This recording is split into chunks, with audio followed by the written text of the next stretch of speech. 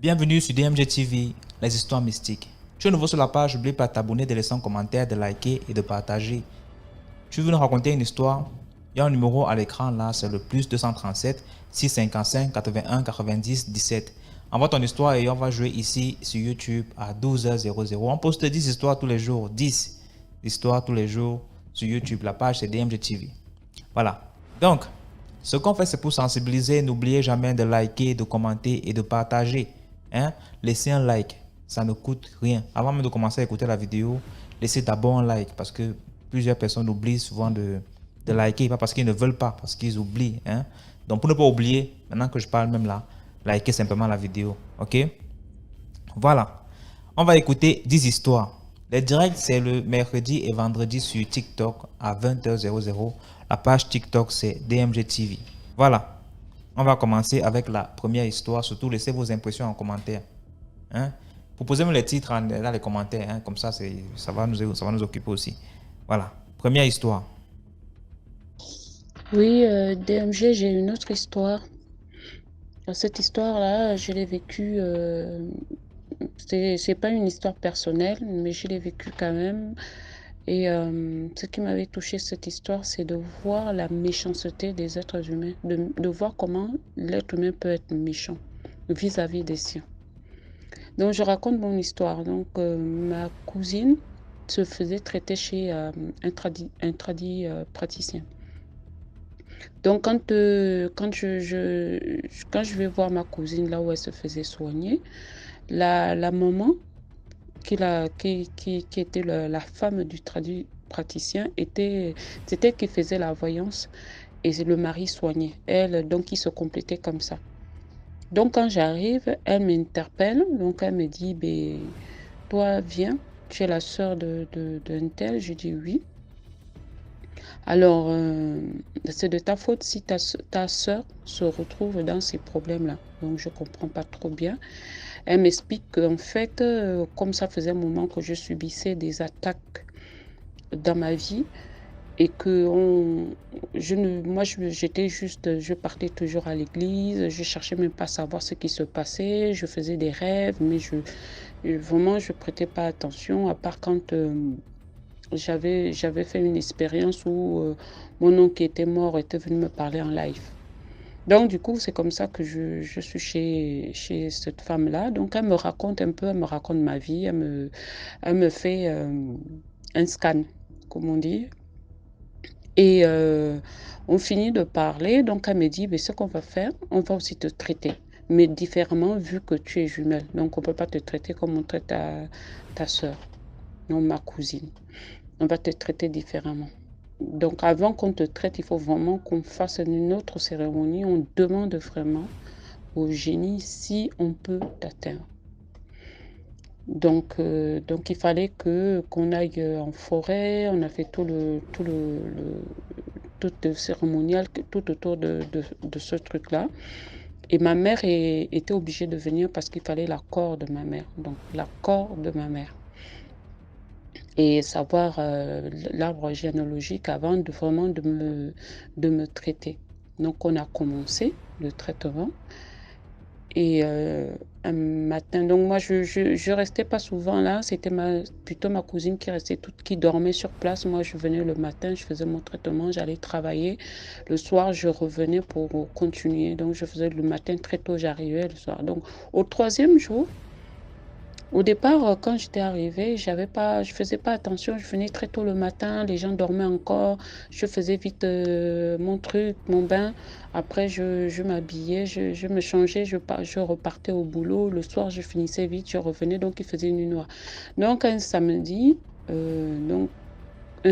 là, je travaillais pas, donc j'étais venue un peu plus tard. Et je suis restée toute la journée avec ma cousine. Et c'est là que j'ai commencé à regarder réellement le temple, comment c'était fait et tout. Et c'est là que j'avais remarqué qu'il y avait beaucoup de malades. Et particulièrement, une malade qui a attiré mon attention. Cette femme-là, quand je l'avais vue sortir, parce qu'elle était assise, assise en train de prendre son bain, elle était très claire de peau, une beauté, mais tellement belle, malgré la maladie. Et à ses côtés, je pensais que c'était sa petite sœur parce qu'elles se ressemblaient. La petite sœur était aussi belle et il y avait un jeune garçon qui était avec eux aussi. Et donc, la fille, en fait, c'était la mère, la fille et le beau-fils. Et c'est la mère qui était malade et la fille l'accompagnait. Elle était aux petits soins de sa mère, qui était comme une grande sœur pour elle. Tellement il y avait un écart, l'écart d'âge était très, très minime. Donc, c'est comme ça que quand cette femme-là finit de prendre son bain, elle passe devant moi. Moi, j'étais déjà dans le temple, assise, en train de... Je parlais avec ma soeur, ma cousine, on discutait. Elle est passée devant nous. Quand elle passe devant nous, mes cheveux se dressent, j'ai tout mon corps qui n'est pas bien. Et il y a dans une effluve, une effluve, c'est une bonne odeur, mais une odeur de mort qui la suit. Une odeur, mais pas possible. Elle sentait le pourri. Alors je regarde ma soeur, je lui dis, oh, Nana, il y a un gros problème là, cette femme-là, elle va mourir. Elle me dit, oh, toi là, tu n'es pas venu pour voir les choses des autres, toujours toi. Je dis, non, il faut voir, il faut parler avec la femme, la maman là, qui fait les soins là. Donc, la maman là, quand elle passe, elle me trouve en train de parler. Elle me dit, elle me regarde dans les yeux, elle me dit, bon, viens d'abord là, je vais voir quelque chose avec toi. Elle me dit, mais pourquoi tu n'as jamais pensé à te faire initier? Je dis, ouais, mais bon, je lui dis, je suis à l'église, je vais à l'église. Elle me dit, mais l'église n'empêche pas de connaître réellement qui tu es. Pense quand même à ça, parce que tu as beaucoup, beaucoup de choses en toi que tout le monde recherche, ce potentiel. Je ne peux pas te mentir que vraiment, si tu viens ici, tu vas vraiment attirer du monde. J'ai dit, moi, je n'ai pas envie de servir qui que ce soit. Moi, c'est Dieu, Jésus, c'est tout. Elle me dit, bon, ça n'engage que toi. Elle me dit, mais si tu peux vraiment t'impliquer par rapport à la guérison de ta soeur, ce serait déjà une bonne chose. J'ai dit, mais moi, je suis déjà impliquée du moment où je viens matin et soir. Elle me dit, c'est bien. Après, j'ai dit à maman, est-ce que je peux te poser la question?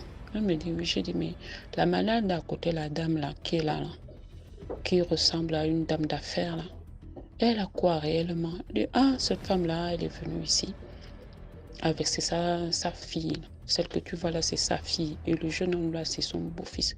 Ils sont venus ici l'amener là parce que elle est malade, elle est tombée malade, on ne sait pas ce qu'elle a. On a fait les soins, on a commencé les soins là, mais on n'arrive pas à savoir réellement ce qu'elle a. Elle dit, maman, si cette femme-là ne part pas d'ici, elle va mourir. Elle dit, mais comment ça? Je dis, j'ai vu un truc là, mais je ne sais pas comment en parler. Elle me dit, tu peux me dire la vérité. Donc, je lui dis, mais cette femme-là, elle est dans les sectes. Je dis, comment ça? Je dis, elle est dans une secte, une secte, mais vraiment avec les hommes politiques. Elle est très, très haut. Elle me dit, moi, quand on lui a posé, on a demandé à sa fille et tout ça, là, sa fille nous a dit que c'était une femme d'affaires. Elle a des grandes maisons, des maisons en location, de grosses voitures et tout. Mais on ne nous a pas parlé de ça. C'est comme ça qu'elle a dit, écoute, à chaque fois que je vais interroger cette femme, j'ai du mal à voir réellement ce qu'elle fait. Moi, ça me dépasse un petit peu. Mais bon, comme mon mari l'a accepté, on a accepté qu'on est du même coin. On voulait l'aider. Et comme sa fille est venue vraiment pleurer chez nous, là, donc c'est pour cela qu'on fait les soins. J'ai dit, il faut lui demander ce qu'elle a fait. Elle me dit, bon, attends, on va d'abord appeler sa fille. On appelle sa fille. Dès que sa fille est rentrée, elle s'assoit devant nous. Moi, je suis assise à gauche de la praticienne, là, de la maman. La fille s'assoit devant nous. Et là, pouf, j'ai la vision. Je lui dis, tu n'as pas perdu quelque chose, un enfant. Je vois un petit garçon. La pauvre, elle se met à pleurer. Elle dit, il y a mon fils. Mon fils là qui est mort. Mais comment ça, mon fils est mort? Oh non. Ma mère et moi, comme j'allais à l'école, je vais encore à l'école, je suis encore élève. Donc j'ai pris l'enfant, j'ai laissé chez ma mère. Mais mon petit copain, moi, on loue. On loue un petit studio que ma mère ne veut pas qu'on reste chez elle. Elle préfère qu'on nous loue un studio, mon copain et moi. Et comme quand je vais à l'école, l'enfant reste toute la semaine chez ma mère et le week-end, je vais chercher l'enfant. C'est comme ça que l'enfant est mort noyé à la plage. Ma mère a dit qu'elle est partie avec l'enfant à la plage, l'enfant s'est noyé. Dit que même jusqu'au jour d'aujourd'hui, j'ai même pas vu le corps de mon enfant. Comment ça? Donc moi, là, ma bouche, là, j'ai tenu ma langue ce jour-là. J'ai dit, si je dis les choses comme ça va pas le faire. C'est comme ça que quand elle est sortie, j'ai dit à la maman, là, que non. En fait, la femme, là, elle a sacrifié son petit-fils. Et elle a, dans leur région là-bas, il y a un interdit, c'est qu'on n'a pas le droit de sacrifier ses petits-enfants. Elle a cet interdit-là. Donc, quand elle a donné son enfant en sacrifice, les autres, ils ont préparé l'enfant. On lui a demandé de manger. Elle savait pertinemment qu'elle n'avait pas le droit, mais on l'a obligée à manger. Donc, quand elle a mangé, on voit un gros morceau de viande qui est bloqué au niveau de la gorge, d'où elle n'arrive pas à parler. Mais si elle arrive à au moins pas écrire, confesser ce qu'elle a fait, elle sera délivrée. La maman, sans chercher à comprendre, elle a dit non, là, ça c'est trop fort. Elle est allée chercher, son mari était parti chercher les plantes en brosse. Elle a dit on attend quand il va arriver. Donc quand le mari est arrivé, elle a tout raconté. Le monsieur a dit que pardon, comment il faut faire là, cette affaire-là, ça nous dépasse. Donc, c'est là que je lui ai suggéré qu'il prenne la femme, l'amener à Saint-Michel, dans une église, aller voir un prêtre pour qu'elle puisse confesser. Parce que là, il fallait faire quelque chose. Donc, quand elle est partie là-bas, ce qu'elle a dit là-bas, on ne sait pas. La fille l'a ramenée encore. Quand la fille ramène, la maman, on décide de lui faire... le couple tradipraticien décide de lui faire une mixture pour qu'elle puisse vomir, parce qu'il fallait qu'elle vomisse ce morceau-là. Mais comme c'était spirituel, là, il fallait se battre. Mais le pauvre couple s'est retrouvé devant toute une armée démoniaque. Et la dame ne voulait pas parler. Mais après, là, elle a commencé à pourrir. C'est qu'elle marche comme ça, là. Tu vois seulement comment l'eau coule d'elle. On dirait un robinet. Sans commencer à... Au départ, il y avait comment qu'elle sentait cette odeur. Mais au fur et à mesure du temps, elle sentait ça. C'est comme ça que son beau-fils est venu me voir. Il dit que je sais que tu vois. Je sais que tu vois. Dis-moi la vérité. Ma belle-mère ne va pas mourir comme ça. Oh, ils ont tout fait. Ils l'ont mis sur un truc là qui est radical. Chez les tradipraticiens, c'est de mettre quelqu'un sur une espèce de lit surmonté, mettre le feu en dessous et la personne, normalement, on tape dessus, on fait des vapeurs de fumée, on brûle les plantes au-dessus. Ils ont tout fait, tout fait. La dame, rien. C'est comme ça qu'ils ont récupéré. Ils ont dit non, tu ne vas pas venir mourir ici. Ils ont pris la femme, ils sont allés laisser à l'église. Et c'est là-bas à l'église qu'elle est décédée. Même avant ça, la fille était venue quand même demander. Elle avait été mise au courant que c'est sa mère qui avait tué son petit garçon. Elle avait livré, qu'elle avait livré son petit-fils dans leur science occulte. Et du coup, la petite, malgré tout, s'est occupée de sa mère jusqu'à ce que sa mère décède. Et peu de temps après, son gars est venu se faire initier aussi. Et c'est pendant l'initiation qu'il a réellement tout vu. Parce que lui, il a dit, moi, mon fils est mort comme ça, il faut que j'aille voir comment mon fils est mort. Donc, pendant l'initiation du British, c'est comme ça qu'il a su comment son fils était décédé et ce qui s'était passé. Voilà, pour dire que des fois, la mort ne vient pas de loin. C'est entre nos jambes là. Une mère qui sacrifie son petit-fils. C'est vraiment grave. Et cette fille-là m'a toujours... cette fille, elle m'a toujours touchée parce qu'elle a été digne jusqu'au bout. Elle s'est occupée de sa mère. Jamais elle a fait de reproches. Malgré le fait que son copain était dans une colère pas possible, mais elle a été mais d'une... On peut pas, comment on peut même qualifier une personne comme ça? Elle a accompagné sa mère est décédée. Regardez comment cette femme est décédée en train de pourrir, mais elle a laissé les voitures, elle a laissé les maisons. Donc tout ce que les gens font sur cette terre-là, tuer les autres pour pouvoir avoir des richesses. Richesse, ce n'est que vanité. Que Dieu vous bénisse. Merci beaucoup pour cette histoire. Là, on va passer à la deuxième histoire. Deuxième histoire, écoutez s'il vous plaît. Bonjour DMG, bonjour, comment vous allez? J'espère que tout va bien chez vous par la grâce de Dieu. Bonjour chers abonnés de DMG. J'ai une histoire à vous raconter. Cette histoire m'est arrivée il y a pratiquement de cela une journée quoi. J'aimerais vous dire, j'étais déjà allongée dans ma chambre aux environs de 9 heures, puisque la veillée de là, je ne trouvais pas le sommeil et tout ça. Bon, vers 9 heures, je commençais à me sentir fatiguée, le corps pesait et tout, comme je suis en congé. Je suis allée m'allonger dans ma chambre. Et quand j'étais couchée dans ma chambre, je manipulais mon téléphone, j'ai même reçu quelques coups de fil. Et là, à ma grande surprise, je garde mon téléphone. En bas de mon thé d'oreiller, je m'allonge. Un petit sommeil léger veut me prendre. Là, j'ouvre les yeux légèrement, je vois deux petits enfants placés au bout de mon lit. Et quand je veux me lever pour bien les regarder, je n'arrive pas. Je veux me tourner, je n'arrive pas à me tourner. À ma grande surprise, je vois un autre truc placé. Je ne sais pas trop quoi c'est, ça avait la forme d'un bois, mais ce n'est pas un bois comme un bois qu'on a taillé en forme humaine, quoi. Et cela, c'était là placé avec des coris en bois en main, avec des incantations.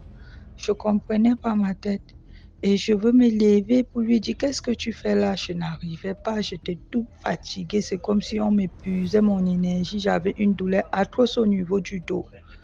Et là, du coup, je crie, Seigneur, sauve-moi, Seigneur, sauve-moi. Aucune réaction. Je suis là allongée, toute fatiguée, le corps fait mal, je n'arrive pas à bouger et je ne dors pas. Mon corps me pèse, mon corps est tellement lourd que je n'arrive pas à me lever, quoi. Là, je crie maintenant, Seigneur Jésus, sauve-moi. Je réussis à m'arracher du lit. Je sors en courant et quand je sors, je n'arrive pas à bien marcher. Je tire mon pied, je tire. Comme ma maison est en bordure de route, j'ouvre la porte centrale, je sors en vitesse. Là, je vois, à ma grande surprise, toutes mes voisines que je les passe souvent des bonjours et tout ça, habillées tout en noir, ils sortaient de chez moi. Bon, il y a une maison à côté de chez moi, quoi. On est dans le même bâtiment. Ils sortaient de l'autre maison, ils sont sortis, ils sont allés entrer dans la maison d'en face. Et la maison d'en face, c'est une petite société. Et déjà, je vis à Yaoundé, je suis camerounaise nordiste. Ça fait de cela 2 ans que je suis venue habiter dans cette maison.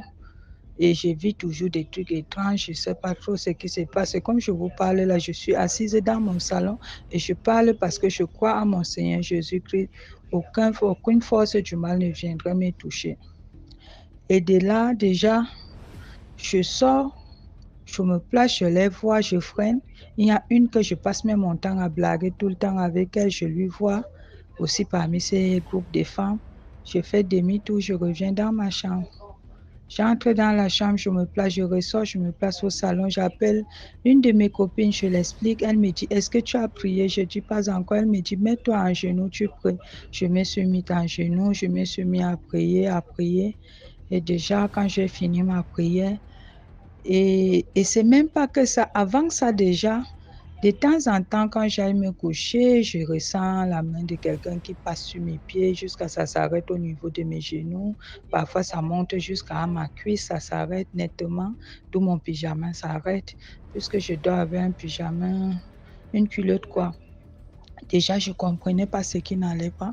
Et depuis que je suis dans cette maison, je vis tellement de trucs mystérieux que moi, je n'ai jamais trouvé la réponse et ce qui ne va pas. Donc, je ne comprends rien. Je suis arrivée ici, ça fait des années que je vis ensemble avec mon petit frère. Il a fréquenté avec moi et tout. Nous sommes arrivés ici. Nous sommes comme deux jumeaux, quoi. Les gens disent même que nous sommes des jumeaux. On était tellement liés. Mais un temps, ça arrivait à un point que moi et mon frère, déjà, on ne s'adresse plus la parole. Il n'entre plus presque dans le salon, comme sa maison à l'extérieur, il reste dans sa maison. Donc, il ne me jette plus, on ne se parle plus. Il a pris ses distances. Je ne sais pas trop ce qui ne va pas dans cette maison. La maison est tellement grande, un appartement de 3 chambres, salon, plus un studio à l'extérieur que je paye à 75 000. Je ne sais pas trop ce qui ne va pas. Je suis tellement confuse que je me pose des questions nuit et jour. J'évite tellement de trucs mystérieux ici. Si je me mets à raconter, ça ne pourrait même pas finir. Tellement que je me suis posé des questions, je ne trouve pas la réponse. S'il vous plaît, mes frères et sœurs, essayez de trouver une solution pour moi et priez aussi pour moi pour que je puisse trouver une autre maison et une bonne maison cette fois-ci. Je vous en prie. Merci beaucoup. Voilà, merci pour l'histoire. Likez, commentez, partagez. Et c'est ça, on va passer à la troisième histoire. Salut DMG, moi c'est Emma. Je suis gabonaise et j'ai une histoire à raconter. En fait, l'histoire concerne ma soeur, je vais l'appeler Cathy, et son ex-fiancé que je vais appeler Richie. En fait, ma soeur, elle a rencontré un gars et tout. Elle avait d'abord son gars depuis le lycée qui a pris soin de son fils parce qu'elle a eu un fils avec un autre. Ensuite, ils ont eu leurs problèmes. Puis elle a fait la rencontre de ce gars. Le problème, c'est que le gars était moins âgé qu'elle et que elle... Mais elle aimait quand même le gars. Mais le gars était moins âgé qu'elle et que ça posait problème. Et le gars aussi n'avait pas assez de moyens pour le mettre à l'aise parce que c'était une femme qui aimait vraiment qui avait les goûts de luxe. Mais le gars l'aimait vraiment. Il a fait des années avec qui ils étaient en relation ensemble et tout. Même pendant qu'elle a rencontré son gars Richie en question, elle était toujours en relation avec le gars. C'est comme ça qu'un jour, elle m'avait demandé que, est-ce que tu peux me dire entre Richie et... Oh bon, l'autre, on va l'appeler Lucas. Entre Richie et Lucas, qui préfères-tu?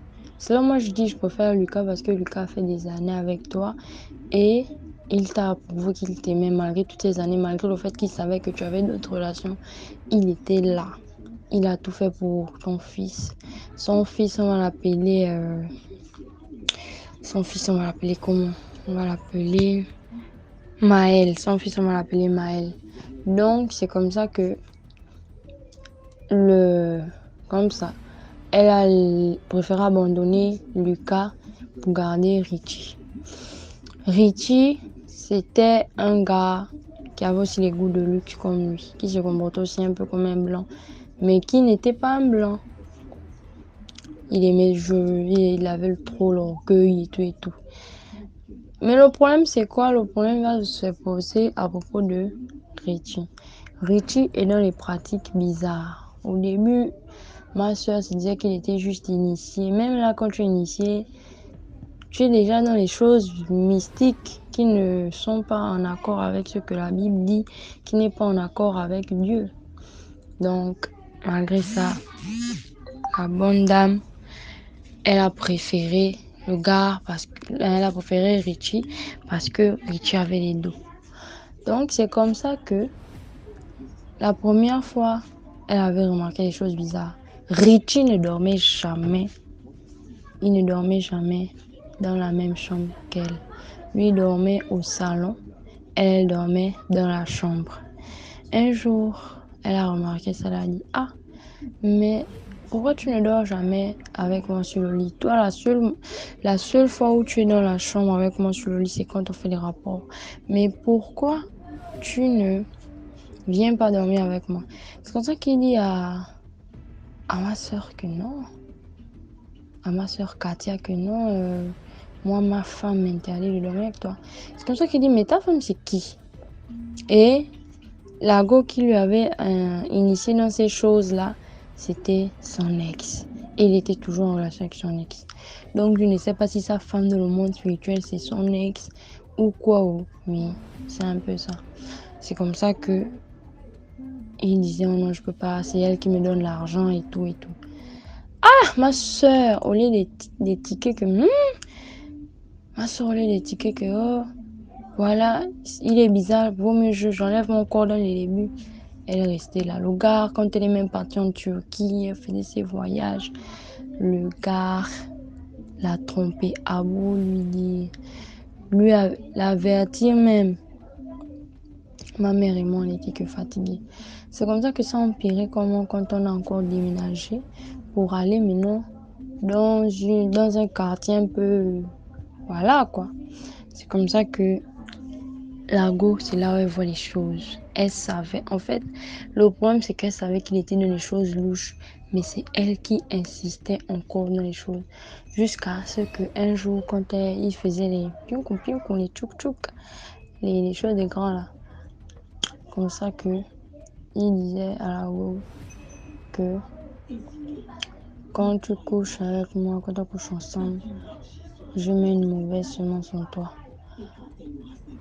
Et elle n'a jamais attrapé de grossesse de lui. C'est que quand elle tombe enceinte, elle va lui dire, elle fait une fausse couche. Elle faisait qu'elle est fausse couche. Son fils là, il a 16 ans bientôt. Il est déjà grand. Elle n'a pas fait. Et elle, on lui avait déjà dit, quitte le gars là parce que le gars là n'est pas dans les choses. Son maître qui l'a initié dans les choses venait même l'attaquer dans la nuit. Parce qu'elle avait déjà commencé à beaucoup prier. C'est dans les prières. Et son gars, Richie. Et le maître. Son maître qui est dans les choses, des machins là. Des miennes bizarres là. Il était là. Les miennes, ce sont les gens... En fait, c'est une longue histoire. Ils sont dans les pratiques. Aussi les grands féticheurs. Ils sont dans les choses vraiment mystiques. Donc c'est comme ça que elle voyait le cercueil. Elle voyait comment même le frère de Richie venait coucher mystiquement avec la fille de son frère, de son fiancé, qui est Richie. Richie avait déjà 3 gosses avant de rencontrer Katia, ma soeur. C'est comme ça que elle ne faisait que voir, vu qu'elle a la tête ouverte. Donc, c'est qu'elle voit facilement dans les choses mystiques là, elle était déjà plongée.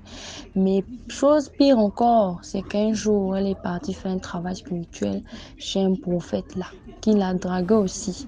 Le prophète là l'avait dit que non, quand tu fais le travail là, machin, tu dois être seule, personne ne doit venir te déranger et tout. C'est pour ça que quand elle a fait le travail là, elle avait encore aussi un autre dragueur qui voulait bien du sérieux. Mais comme Richie aussi savait ça dans le monde mystique, c'est comme ça que il a fait en sorte que le travail qu'elle devait faire avec le prophète là, ça a gâté. Et comme le prophète là aussi, c'était quand même pas quelqu'un de très sérieux, il était un peu louche parce qu'il voulait aussi sortir avec ma grande soeur. Donc c'est comme ça que et le prophète et Richie, ils ont déclenché la folie. Ma soeur ne pouvait plus rester tranquille. Elle faisait déjà les choses comme une folle. Mais en même temps, elle te voyait parce que normalement, les fous, ce sont des gens qui sont habités par des esprits. Et eux, ils voient. Les fous voient. Les fous voient. Quand vous les voyez parler là, ils ne sont pas seuls. Il y a les gens qui parlent avec eux, qui leur demandent de faire ci, faire ça. Donc, c'est comme ça qu'elle a commencé à être folle. Mais pas folle dans le sens où elle allait se déshabiller, non. Folle, je ne sais même pas comment expliquer, elle a eu un début de folie. Mais au lieu de voir Richie qui l'ensorcelait et voir aussi le prophète qui lui a fait les choses là, elle voyait le gars qui voulait du sérieux avec elle. Il avait même déjà quitté sa femme parce que sa femme aussi couchait avec un pasteur. Oh, Seigneur. Je vous dis que l'histoire là, c'est vraiment compliqué. Donc, c'est comme ça que ma soeur, on voulait, quand on l'a délivrée à l'église où je prie. Après la délivrance, on lui a dit qu'elle ne doit pas beaucoup parler parce qu'elle, c'est quelqu'un qui parle trop sa vie privée au champ. Elle parle de sa vie privée, même à son ex qui est nigérien. Parce qu'elle a aussi un ex qui est nigérien, là, à qui elle parlait de tous ses problèmes de couple. Et comme lui aussi voulait revenir avec elle, il a sûrement aussi fait les choses parce qu'il demandait aussi de venir dans son église et tout et tout et tout. Donc, quand on l'a réparé là, elle avait d'abord dit qu'elle ne voulait plus être avec Richie parce que, excusez-moi, parce qu'elle avait découvert que c'est Richie qui faisait ça, mais elle a découvert ça trop tard parce qu'elle a même humilié le gars qui était sérieux avec elle, jusqu'à dire que c'est lui qui était sorti, or que c'est Richie qui s'est caché derrière ça, il prenait les visages des gens. Maintenant, après ça, au lieu de se calmer ou bien de quitter, elle est repartie avec le gars.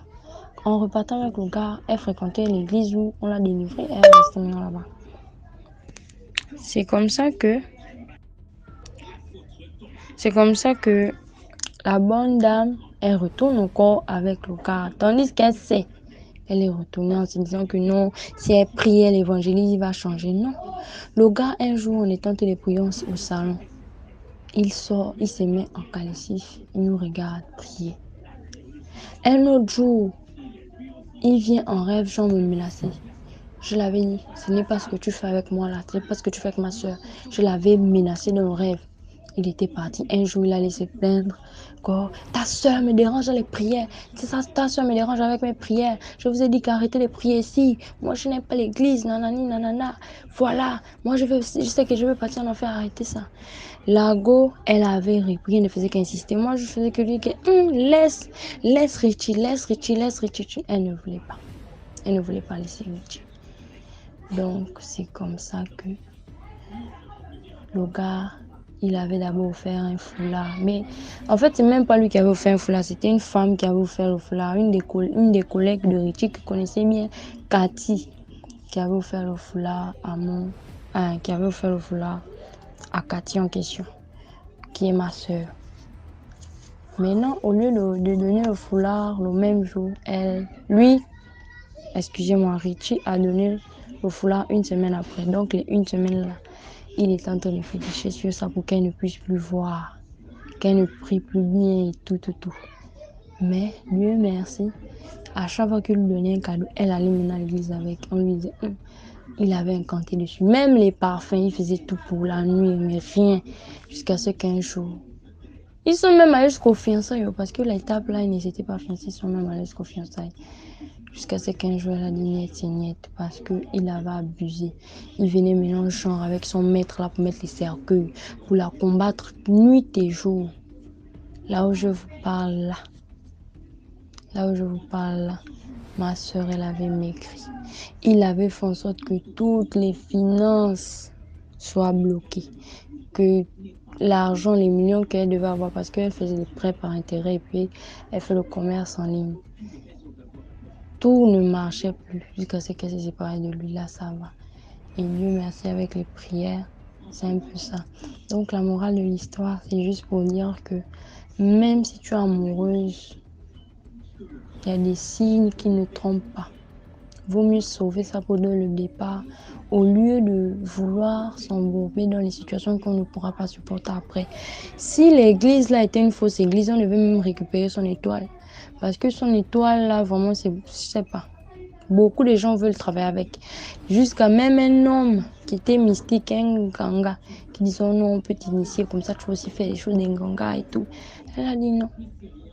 Donc c'est juste un peu ça, quoi, qu'il ne faut pas faire confiance aux gens. Vraiment, le monde là, c'est dangereux. C'est très, très dangereux. En tout cas, je vais encore raconter notre histoire plus tard. Bisous. Merci beaucoup pour l'histoire. Là, on va passer à la 4e histoire. Merci beaucoup. 4e histoire. Bonsoir DMG. Je suis ivoirienne, je m'appelle Fanta. Je vois tout ce que vous faites. Je suis beaucoup les émissions. Donc, je vous appelle. C'est pour vous dire vraiment que j'ai une histoire à vous raconter. Une histoire vraie que moi-même j'ai vécue. Une histoire vraie que j'ai vécue en novembre 2022, là.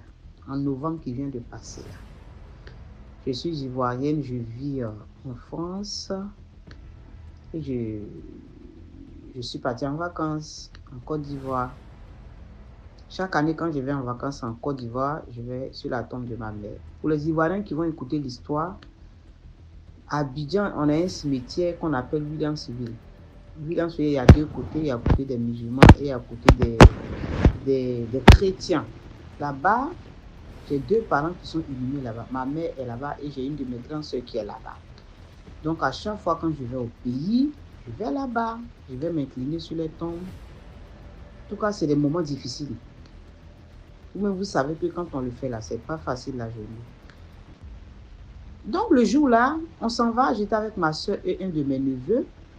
On a donné le nom de mon père. Et je ne vais pas dire son nom ici. Il nous a accompagnés. On arrive au cimetière d'abord. Chose bizarre d'abord, on arrive au cimetière. On voit les petits enfants comme ça.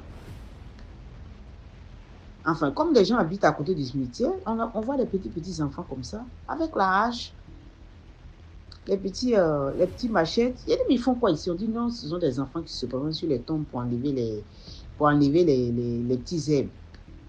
Donc, quand vous les voyez comme ça, vous leur donnez un peu de pièces, tout ça. Ok, on leur a donné les pièces et on a continué.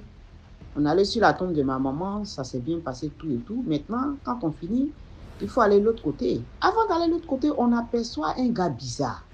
Et le gars, il arrive avec une force comme ça. Moi, j'étais au milieu, mon neveu est derrière et ma soeur, elle est devant. Un coup, moi, j'avais la tête baissée. Un coup, je soulève la tête, je vois le gars qui fonce. Et ma grande soeur dit, mon enfant, attention, attention. Le gars, il vient, il passe à côté de moi. Voum! Il dit, hey, ça c'est quoi ça? Dans un cimetière comme ça c'est quoi ça?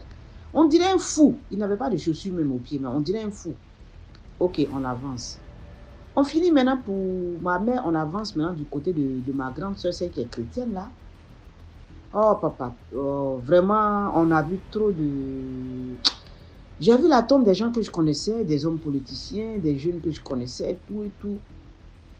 Vraiment, on a pleuré ce jour-là. La journée n'était pas facile. Sincèrement, c'était pas facile. Et on finit, on va chez ma grande soeur, on finit encore là-bas. Et un coup, on voit la voiture de police, dans ce métier là.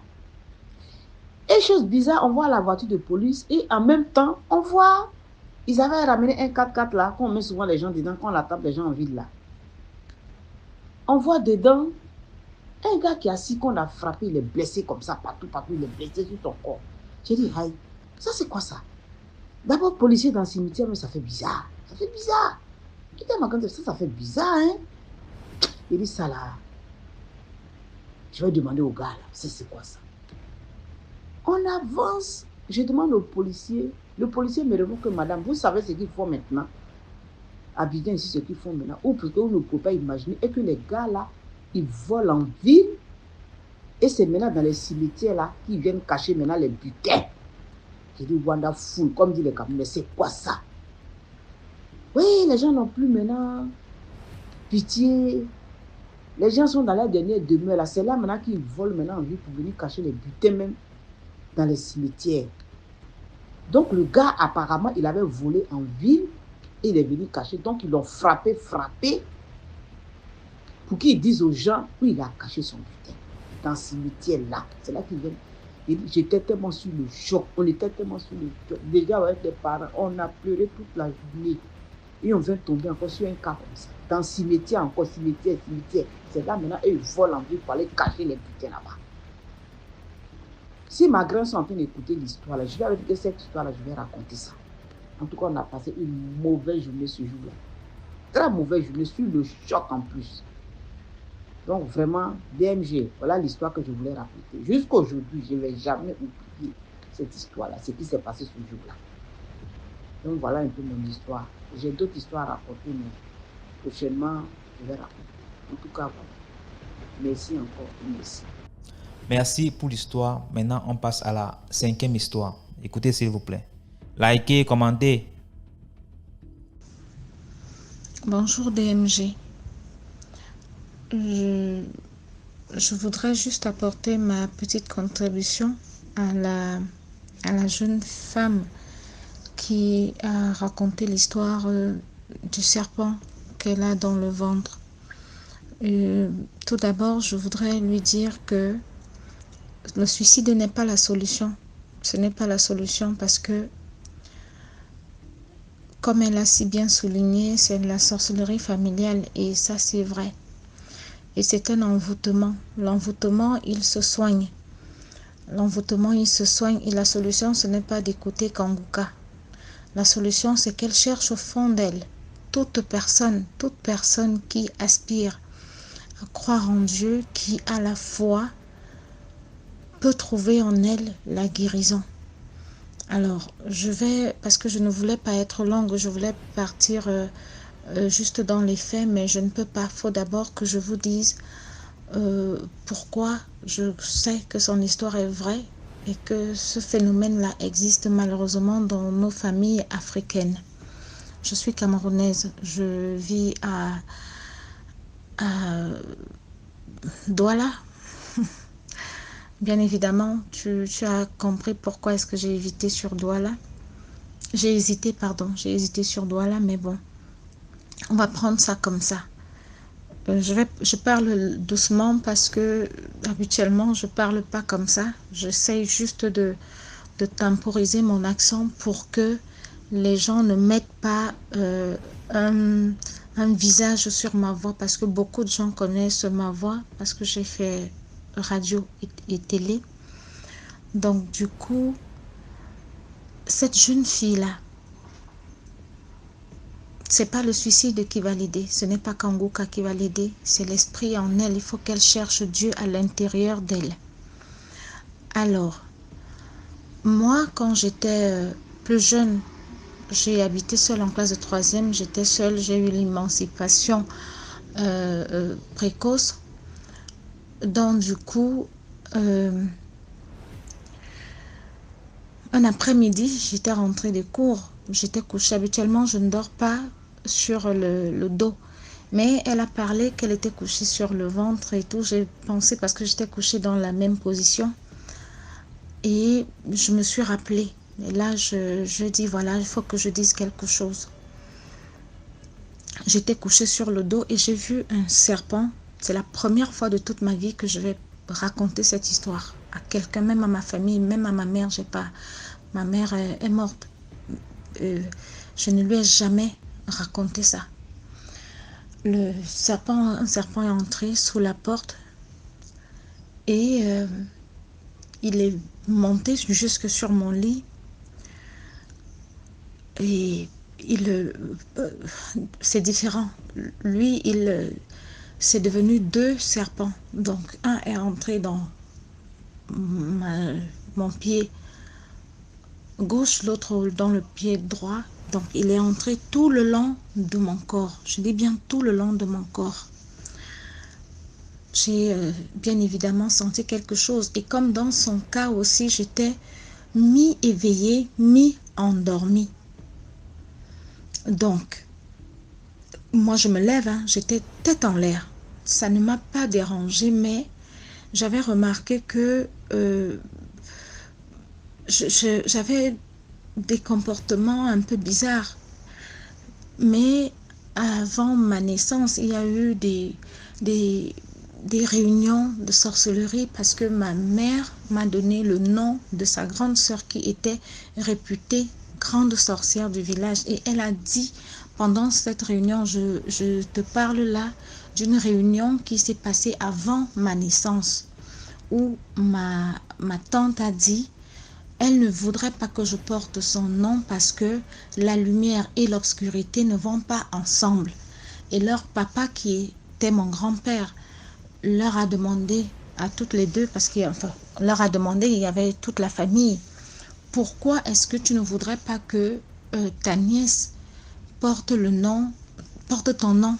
Elle leur a dit, cet enfant va provoquer ma chute. Moi, je suis l'obscurité, elle est la lumière.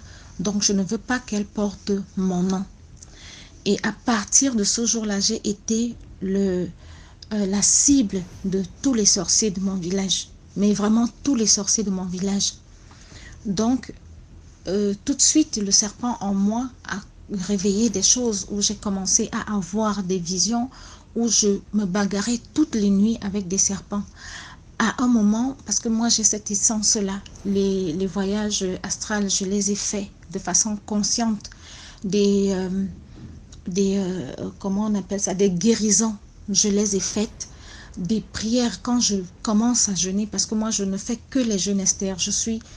Et puis les gens ont pour dada l'alcool, le sexe. Moi c'est le jeûne Esther. Donc je me suis mise à jeûner, à prier fort, et là j'ai vraiment vu ma tante en question qui me disait: j'avais dit à ta mère de ne pas te donner mon nom, et comme elle s'est entêtée, tu n'auras jamais de paix. Alors j'ai vécu comme ça avec ce serpent. Une année, je suis allée, enfin j'ai fait un rêve où je bagarrais encore une énième fois avec des esprits maléfiques. Et il y a un qui m'a propulsé vers le plafond. J'ai frappé le côté droit contre le plafond et je suis retombée sur le lit. Au matin, quand je me réveille, je n'arrive plus à bouger. Je n'arrive plus à bouger. Vraiment, ça ne va pas. On va même m'emmener chez un prêtre exorciste qui va faire un exorcisme sur moi. Mais je vais dire à mon frère: non, je ne peux pas, je ne veux pas, parce que j'ai très mal. Parce que quand je bougeais le côté droit, je sentais vraiment comme si j'avais des côtes cassées. Et je suis droitière, donc j'ai commencé à apprendre à écrire à la main gauche et tout.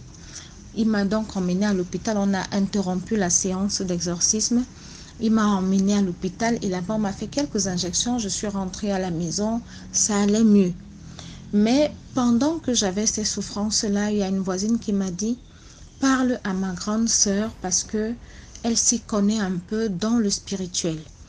Et là, je suis allée parler à sa sœur qui me dit: mais tu as l'Esprit Saint en toi. Ça, c'est ce qu'elle dit. Elle dit: si j'ai l'esprit que tu as, je ne vais pas m'en faire des sorciers. Je n'aurai même pas peur des sorciers parce que je peux, l'Esprit Saint peut tout. Moi, je n'ai pas pris ça en considération.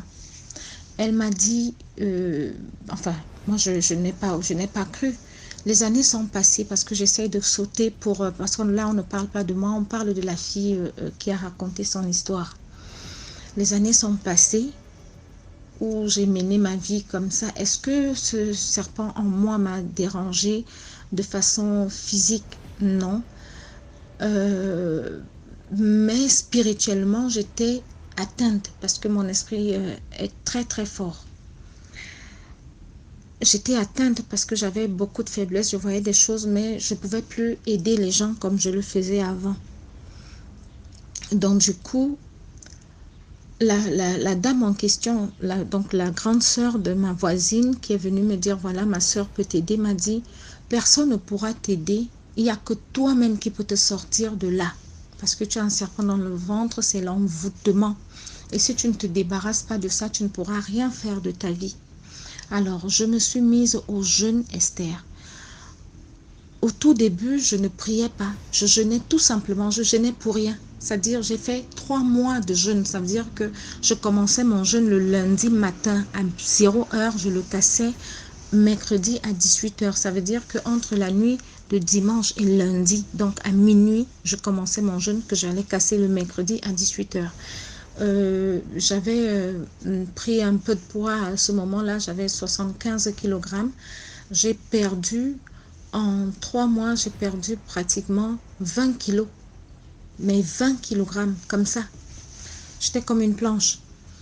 Donc, le jeûne et la prière ont fait que j'ai développé, j'ai encore renforcé l'esprit spirituel en moi.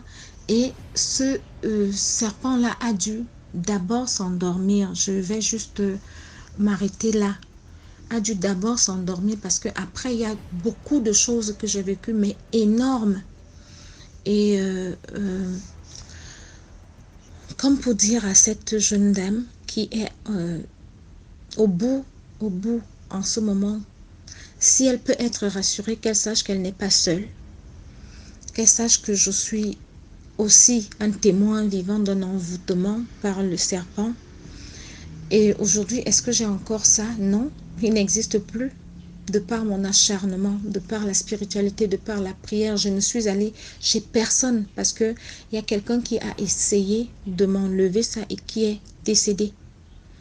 La tante dont j'ai fait allusion tantôt est décédée il y a un mois et demi. Je ne suis pas partie à son enterrement, j'ai juste envoyé de l'argent. Et voilà, on a fait le deuil, je ne l'ai pas vue. Ça faisait des années, je ne l'avais pas vue et je ne l'ai pas vue non plus quand elle est partie pour le repos éternel.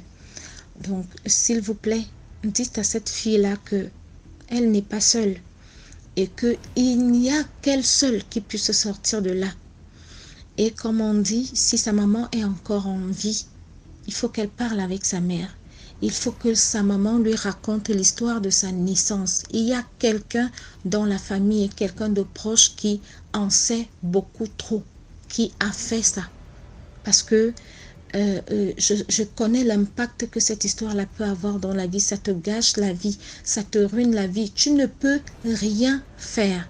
C'est mari de nuit à répétition. Ça te suit au fil des ans. Le mariage, tu ne peux pas voir.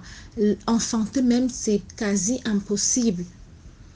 Donc, vraiment, à cette jeune femme, je ne vais pas être longue parce que c'était juste pour elle que je monte aujourd'hui à raconter cette histoire, à poser aussi mon empreinte dans tes nombreuses histoires. Donc, voilà, ma petite contribution. C'est vrai que je peux m'étaler encore plus, mais si elle veut, tu vas lui passer mon numéro de téléphone et comme ça, je vais pouvoir l'aider. Je ne sais pas comment, mais comme on dit, l'Esprit de Dieu, il est omniprésent, omniscient, il est partout.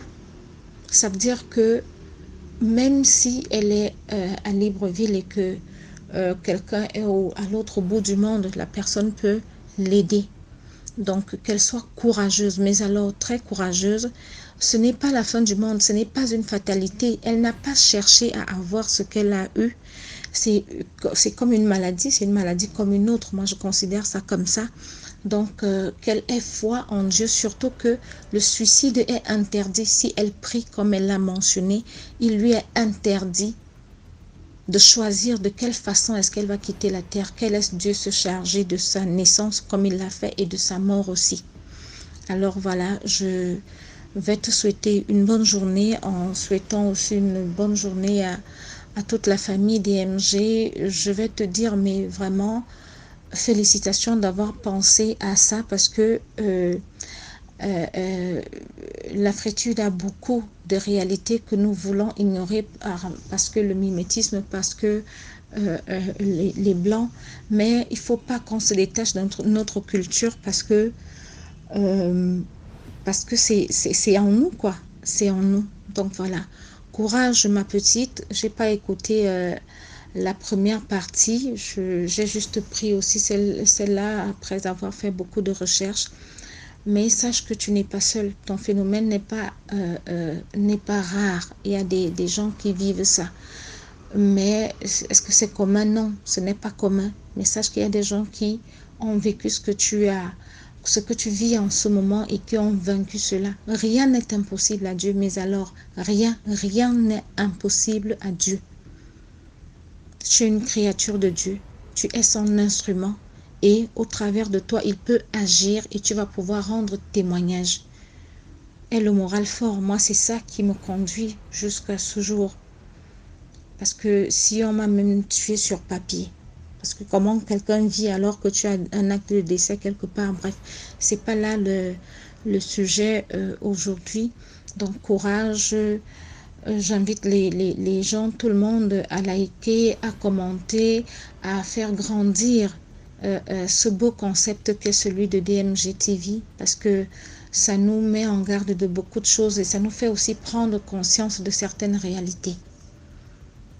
Merci pour l'histoire. Là, on va passer à la 6e histoire, autant pour moi. Bonsoir DMG et bonsoir encore à toute ta communauté. Aujourd'hui, je reviens encore avec une histoire d'un homme qu'on a traité chez mon oncle, qui est maître spirituel. Ça fait de cela, je pense, 10 ans aujourd'hui. Alors cet homme, en fait, il a souffert depuis son enfance. Bon, quand je dis son enfance, son adolescence, quoi. Il a souffert d'une maladie répétitive. Sa maman l'a amené à l'hôpital, l'a amené chez les tradipraticiens, l'a amené chez les marabouts, mais sans résultat au fil des années.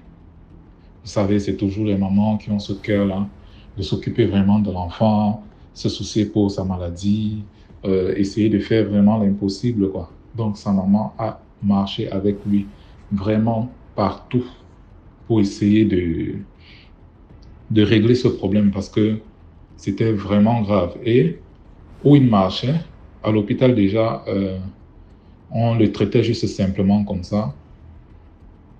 Ça se calme un moment, après ça recommence. Quand elle a commencé à partir les tradipraticiens et les marabouts, on calme un moment également, ça peut faire peut-être 5 ans ou 2 ans. Après, la maladie revient de plus belle.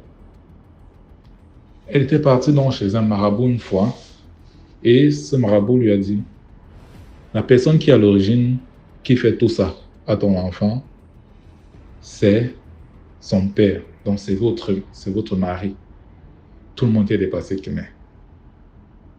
Mon mari, c'est mon mari qui fait ça à son enfant. Le marabout dit oui, parce que les esprits me montrent. C'est ton marabout, c'est ton mari en fait, donc pour moi, qui fait tous ces problèmes dans la famille, même votre fille, parce qu'il y avait également sa sœur qui n'arrivait pas à évoluer. Tout ce qu'elle faisait était bloqué. Même votre fille, votre autre fille là, que tout est bloqué, c'est votre mari qui fait tout ça. Ils sont partis de là, ils étaient scandalisés, ce qui fait que ça a créé encore des problèmes dans la famille entre eux et le fils qui ne voulait même plus voir son père parce que bon, ils ont fait des sacrifices, ils ont tué les animaux, tout ça, pour essayer de le soigner. Donc ça a calmé encore un moment. Mais ils ont eu des problèmes avec leur père, et la fille, et le gars, et même la maman, elle a eu des problèmes avec son mari. Elle est même quittée de la maison. Parce qu'elle ne pouvait pas concevoir que comment un père peut faire ça à ses enfants. Alors, cette dernière fois qu'il a été traité et que la maladie s'est atténuée un peu, elle est revenue encore après quelques années. Et cette fois-ci, elle est venue plus sérieusement. Ils se sont dit, ah, voilà encore, cet homme-là a recommencé, il veut finir avec son enfant. Il a décidé de finir avec son enfant. Mais la maman, vraiment, ayant fait tous les marabouts qu'elle connaissait, elle a dit cette fois-ci vraiment, même si on va dire que c'est mon mari, il faut que j'aille à l'hôpital avec mon enfant. C'est comme ça qu'ils partent à l'hôpital. On fait des examens et tout. On commence à le mettre sous traitement à l'hôpital, il est hospitalisé. Ça commence à aller un peu. Mais au bout de peut-être 2 jours, en 2 jours là, il a tellement chuté à l'hôpital qu'il a failli mourir. Mais la copine de sa maman lui a dit, voilà, je connais un maître spirituel qui peut bien traiter votre enfant. Elle a dit non, elle est fatiguée de ces gens, ils prennent énormément d'argent et la maladie revient toujours. Elle lui a dit non, je vous assure, lui, il est différent. C'est comme ça qu'on l'amène donc chez mon oncle pour le traiter. Mon oncle donc le reçoit, il essaie d'abord de le calmer parce qu'il souffrait, il était vraiment mal. Et s'il faisait encore un jour à l'hôpital, il mourrait, sincèrement. C'est comme ça que elle vient chez mon oncle prend connaissance de l'histoire, elle raconte tout, quand ça a commencé, les gens qu'elle a déjà eu à visiter, les hôpitaux, les tradipraticiens, les marabouts, tout ça. Elle raconte et elle dit même le dernier marabout qui avait dit que c'était son mari. C'est comme ça que mon oncle commence à travailler, il travaille pendant plusieurs jours. Il a appelé sa maman, il lui a dit, tu sais, il faut faire très attention à ce qu'on dit aux enfants. Dans la colère ou dans la non-lucidité, il faut faire très attention à ce qu'on dit aux enfants. Parce que votre mari n'est pas réellement l'auteur de cette maladie que souffre votre enfant. ni de ce que souffre votre fille. Il n'est pas réellement l'auteur, c'est-à-dire, ce n'est pas comme s'il est parti quelque part, il n'est pas sorcier, il n'a pas, son ventre n'est pas gâté. Il n'est pas parti quelque part dire que je vends mes enfants ou bien. Mais, vu que c'était quelqu'un qui buvait beaucoup, quand il avait un problème avec son enfant, bien quand il avait un problème avec sa femme, et que les enfants voulaient intervenir, allez, il prononçait des paroles de malédiction sur les enfants. Vous savez, où on vit, on ne sait pas comment est faite l'atmosphère. Vous pouvez être dans un endroit où sillonne tellement d'esprits négatifs. Il y a des esprits errants. Et ces paroles que vous prononcez là, envers vos enfants, ce sont des paroles de malédiction. Ces esprits peuvent saisir ces paroles-là et agir. Et donc, c'est ce qui s'est passé parce que déjà, il ne faisait pas que parler à la maison, les maudire à la maison, mais même quand il était dans ses alcools, il va parler, il va dire du n'importe quoi où il est là-bas. Pas pour intention vraiment de détruire ses enfants, mais il n'est pas lucide, il parle du n'importe quoi. Et même les gens qui étaient avec lui, qui partageaient sa boisson, eux aussi, ayant des yeux de jalousie,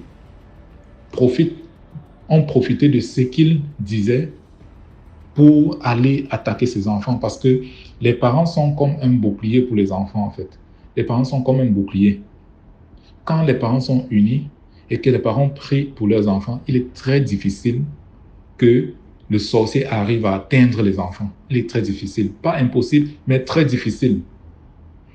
Mais son père, prononçant ces paroles-là, il a créé une brèche. Et ça a été très facile pour les gens de l'extérieur de venir attaquer ses enfants. C'est comme ça que ses enfants ont été exposés et que tout le monde venait faire ce qu'il voulait de ses enfants. Mais maintenant, lorsque tu pars chez un marabout qui n'a pas une certaine élévation spirituelle, parce que la spiritualité, ce n'est pas un niveau. Vous pouvez partir chez un marabout, il n'a pas une certaine élévation spirituelle. Les esprits avec lesquels il travaille ne sont pas aussi puissants que ça également. Eux, ce qu'ils vont voir simplement, c'est que c'est le Père qui est à l'origine. Ils vont simplement voir ça parce que c'est ce que l'Esprit montre. C'est lui qui a ouvert la brèche, alors c'est lui qui est présenté comme auteur de ça. Mais par contre, pour quelqu'un qui a une certaine élévation, lui va voir que non, c'est vrai, peut-être le Père a eu à prononcer certaines paroles, mais c'est une autre personne qui a profité de ça pour venir faire du mal aux enfants. Donc c'était en fait comme ça la chose. Ce n'était pas leur père, mais c'était les paroles qu'ils prononçaient. Donc pour dire qu'il faut également faire très attention à ce qu'on dit à nos enfants. Toujours prononcer des paroles de bénédiction. Des choses qu'on aime souvent faire en Afrique, que quand l'enfant ne veut pas peut-être travailler, il ne veut pas faire la vaisselle, il ne veut pas... Ne travaille pas, tu vas voir. Quand tu vas vendre les beignets demain, est-ce que je serai là? Les paroles comme ça, en fait, vous allez vous rendre compte que après la vie de votre enfant est très difficile. Trouver l'emploi est difficile, faire ceci, c'est difficile. Pourquoi? Parce que vous avez ouvert une brèche dans votre famille et vous avez laissé entrer ces esprits-là qui se sont appropriés, qui se sont servis comme ils voulaient des chances de vos enfants et tout ça là. Donc, il faut faire très attention à ce qu'on dit. Voilà une famille qui a été détruite par quelqu'un, je ne sais pas comment moi je pourrais le qualifier, mais la famille a été détruite également. Le papa, c'est vrai, il prononçait ses paroles, mais faisons très attention à ce qu'on dit à nos enfants et même quand on est en couple et qu'on est fâché, il faut faire très attention à ce qu'on dit parce que même jusque-là, il y a des gens qui ne sont pas contents de l'union en fait et ils vont profiter de cela pour venir vous briser. Donc c'est l'histoire que j'avais à partager aujourd'hui. Merci beaucoup pour l'histoire. Là, on passe à la 7e histoire. Bonjour DMG. Comme je l'ai dit tantôt, j'aime bien votre émission parce qu'elle édifie vraiment le monde entier. Écouter cette émission nous permet aussi de faire attention à certaines choses. Donc l'histoire que je vais vous raconter, c'est une histoire qui date d'un peu longtemps, quoi. Et c'est une histoire qui me concerne vraiment. C'était au Gabon, à Libreville. Je fréquentais dans un collège Roi Mage à Québéville. Donc c'est une histoire de 2010-2009, avant que j'aille continuer mes études supérieures au Cameroun, parce que j'ai fait dans l'agriculture, dans l'agronomie. Donc là j'étais encore à Libreville. Donc un jour, on sortait des classes, j'étais avec des amis, on marchait en route, on se baladait, on causait et tout. On était sorti des classes ce jour à 9h, entre 9h et 10h. C'est pas trop si c'était mardi ou lundi. Donc on marchait en route. Et après là, à peine 2 à 3 minutes, il y a une voiture qui klaxonnait derrière nous. La voiture klaxonnait, bon. Nous on marchait sur le trottoir, on savait qu'on n'était pas dans des conditions compliquées par rapport à la marche. Bon, la voiture ne fait qu'insister, avec le klaxon. Et du coup, nous nous sommes retournés. Donc, on pouvait être une dizaine. Vous connaissez les enfants à l'époque, quand ils sortent des classes, toujours en groupe et tout et tout. La dame klaxonne, c'était une dame dans la voiture. La voiture klaxonne, après on s'arrête. Elle fait un signe de la main en nous faisant des signes comme si elle nous appelait quoi. Alors nous sommes déplacés, quelques gars nous sommes déplacés. Nous sommes arrivés vers la voiture, elle a dit bonjour mes enfants, bonjour maman, comment vous allez? Ah, on se porte bien. Oh, j'ai besoin des services. Je veux qu'on me fasse un flash. Donc le flash, c'est comme on dit souvent au Cameroun, là, le transfert. Donc ici au Gabon, là, ce langage de dire le flash. Je veux un flash de 10 000 francs. C'était un réseau Move. À l'époque, la Move chauffait beaucoup, Move No Limit. Donc, et du coup, elle m'a désigné. Sur tout le nombre que nous étions, elle m'a désigné. Elle m'a dit, toi, je veux que tu ailles me faire le flash. Alors, je prends les 10 000, je pars avec son numéro et tout. J'arrive à la boutique, je fais le flash. Mais dans un premier temps, j'ai une idée de vouloir fuir avec son argent. Il dit, ah, fuir même avec l'argent, mes amis sont là-bas en train de m'attendre et tout. Je peux avoir des problèmes après. Donc, du coup, j'ai fait son flash, je suis revenu, machin. Il dit, ah, maman, j'ai fait le flash. Et je sais pas si ça arrive. Elle dit non, j'ai reçu le message, merci beaucoup mon fils. Alors quand je me retourne pour partir, elle m'interpelle, elle me dit non mon fils, viens. Dis-moi, tu fais quelle classe? Il dit ah, bon à l'époque là je faisais 6e. Hein. C'est vrai que j'ai un gaillard, mais j'avais déjà trop de retard aussi. Je devais faire 6e, je pense 6e ou 5e. Alors elle me dit non, tu es un beau garçon, je t'ai apprécié vraiment dans le groupe. Je ne sais pas si tu as un téléphone que je pourrais souvent te joindre, t'appeler, parce qu'il va falloir qu'on cause beaucoup de choses. Il dit, ah maman, je n'ai pas de téléphone. Et déjà même dans notre école, même aussi les téléphones sont interdits. Elle me dit, non, il n'y a pas de problème, on va gérer. Je dis, ok. Elle a pris 10 000, elle m'a remis. Elle m'a dit, non, demain, tu seras à l'école. J'ai dit, oui, je serai à l'école, mais je vais peut-être sortir à 13h, entre 13h et 14h. Elle m'a dit, il n'y a pas de problème, peu importe. Mais je serai là déjà très tôt. Avant midi, il serait déjà garé devant votre école. Il dit ok, j'ai compris. Alors nous sommes rentrés avec des amis, je leur ai montré l'argent. C'était 10 000 francs, on a acheté des pains en route, des pains chargés, pain à la salade, pain œufs. En fait, tout le monde était à l'aise, on mangeait, on était content. Mais il y a un qu'on appelle Snoop Dogg, c'était un ami, il aimait bien faire le rap à l'école, il aimait aussi animer, il était géant, il habite à la gare routière. C'était mon bat combi, comme on dit souvent au quartier. Il était mon ami sûr. Il me dit non, Ondo, tu es mon ami, Hans, tu es mon frère. Vraiment, l'histoire de grosses voitures là, une femme, tu l'as rendu service, elle dit qu'elle peut causer avec toi dans la semaine et tout, elle te donne 10 000. Ah, franchement, il faut faire attention, les choses de maintenant sont devenues très compliquées. Il faut te méfier parce que quand je vois ça, c'est bizarre. Il dit non, tu es dans tes trucs là, bizarre de quoi? Alors moi, j'ai pas peur, moi je vais gérer. Ok. Tout le monde a pris sa route, nous sommes rentrés. Alors le lendemain, quand je reviens à l'école, on est allé en salle normalement, comme d'habitude. Mais mon esprit était trop concentré à ce que je dois voir la dame. C'était trop sur le rendez-vous quoi. Parce que nous les enfants maintenant, quand on nous monte un peu d'argent et tout, on voit les voitures, on se dit seulement que c'est seulement ça qui est bien. Alors nous sommes sortis du cours normalement à 13h. Quand je suis donc sorti, les gars avec qui nous étions ensemble hier, tous étaient là, ils m'ont vu, ils m'ont dit oh Hans, apparemment c'est comme si ta mère là elle est encore revenue. Je dis bien sûr elle est là. Elle m'a dit qu'elle devait être là. C'est elle qui est arrivée, donc je ne suis pas surpris de sa visite. Alors j'arrive à la voiture, elle me dit non, comment tu vas Hans? Je dis ah maman ça va. Et comment était la journée de cours? Bon, tranquille, pas de soucis, c'était cool. Elle me dit, bon, ok, on va faire un tour au restaurant. Donc, à l'époque, là, il y avait un petit restaurant à côté de la station. Parce qu'après le collège, il y a une station. Et après la station, il y avait un restaurant là. Bon, je ne sais pas si ce restaurant existe encore.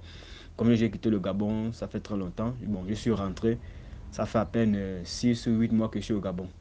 Alors, il y avait un restaurant à l'époque là qu'on appelait le Piperman. Si c'est le Piperman, c'est quoi là, un truc comme ça. Donc, elle m'a amené là-bas. C'était ma première fois d'entrée.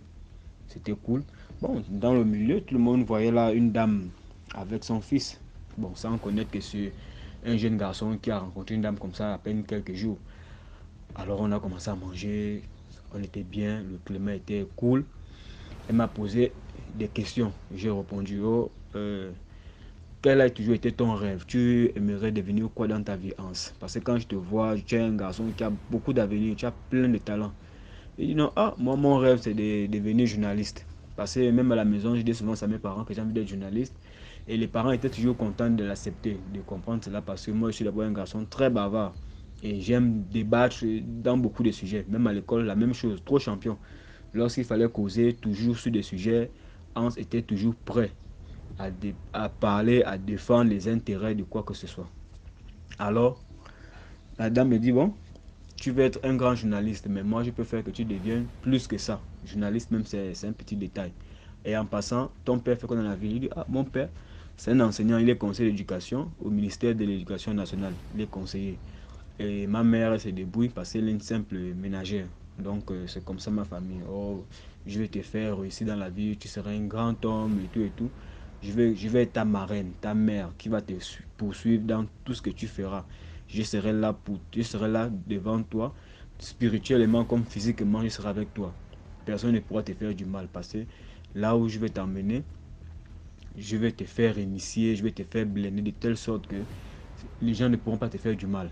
Je dis, ok maman, merci beaucoup. Elle me dit, bon, en passant, je vais te donner d'abord 50 000 francs. Mais ne tremble pas, l'argent là, c'est pour que tu aies un téléphone. Tu dois faire un effort d'avoir un petit téléphone, peu importe la marque. Mais je veux que tu sois joignable, parce qu'on va souvent s'appeler. Peut-être si tu veux de l'argent, je t'envoie et tout, et tout, et tout. Peu importe. Je veux que tu sois joignable. Je dis, ok maman, merci. Bon, je ne sais pas si je peux donner le nom de la dame, mais vraiment, ce serait compliqué. Elle travaillait dans une grosse entreprise, vers Ovendo.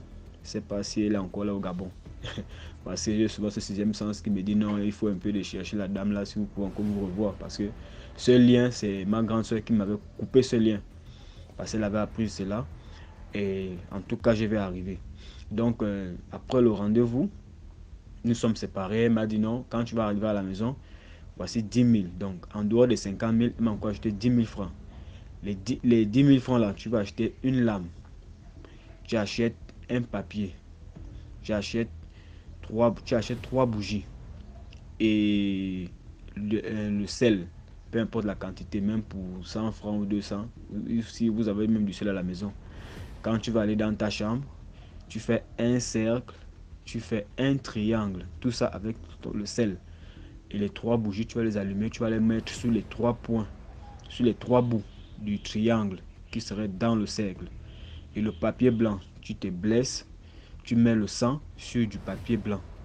Et quand tu vas poser le papier blanc dans le cercle, avec le sang qui sera au-dessus, tu vas appeler mon nom.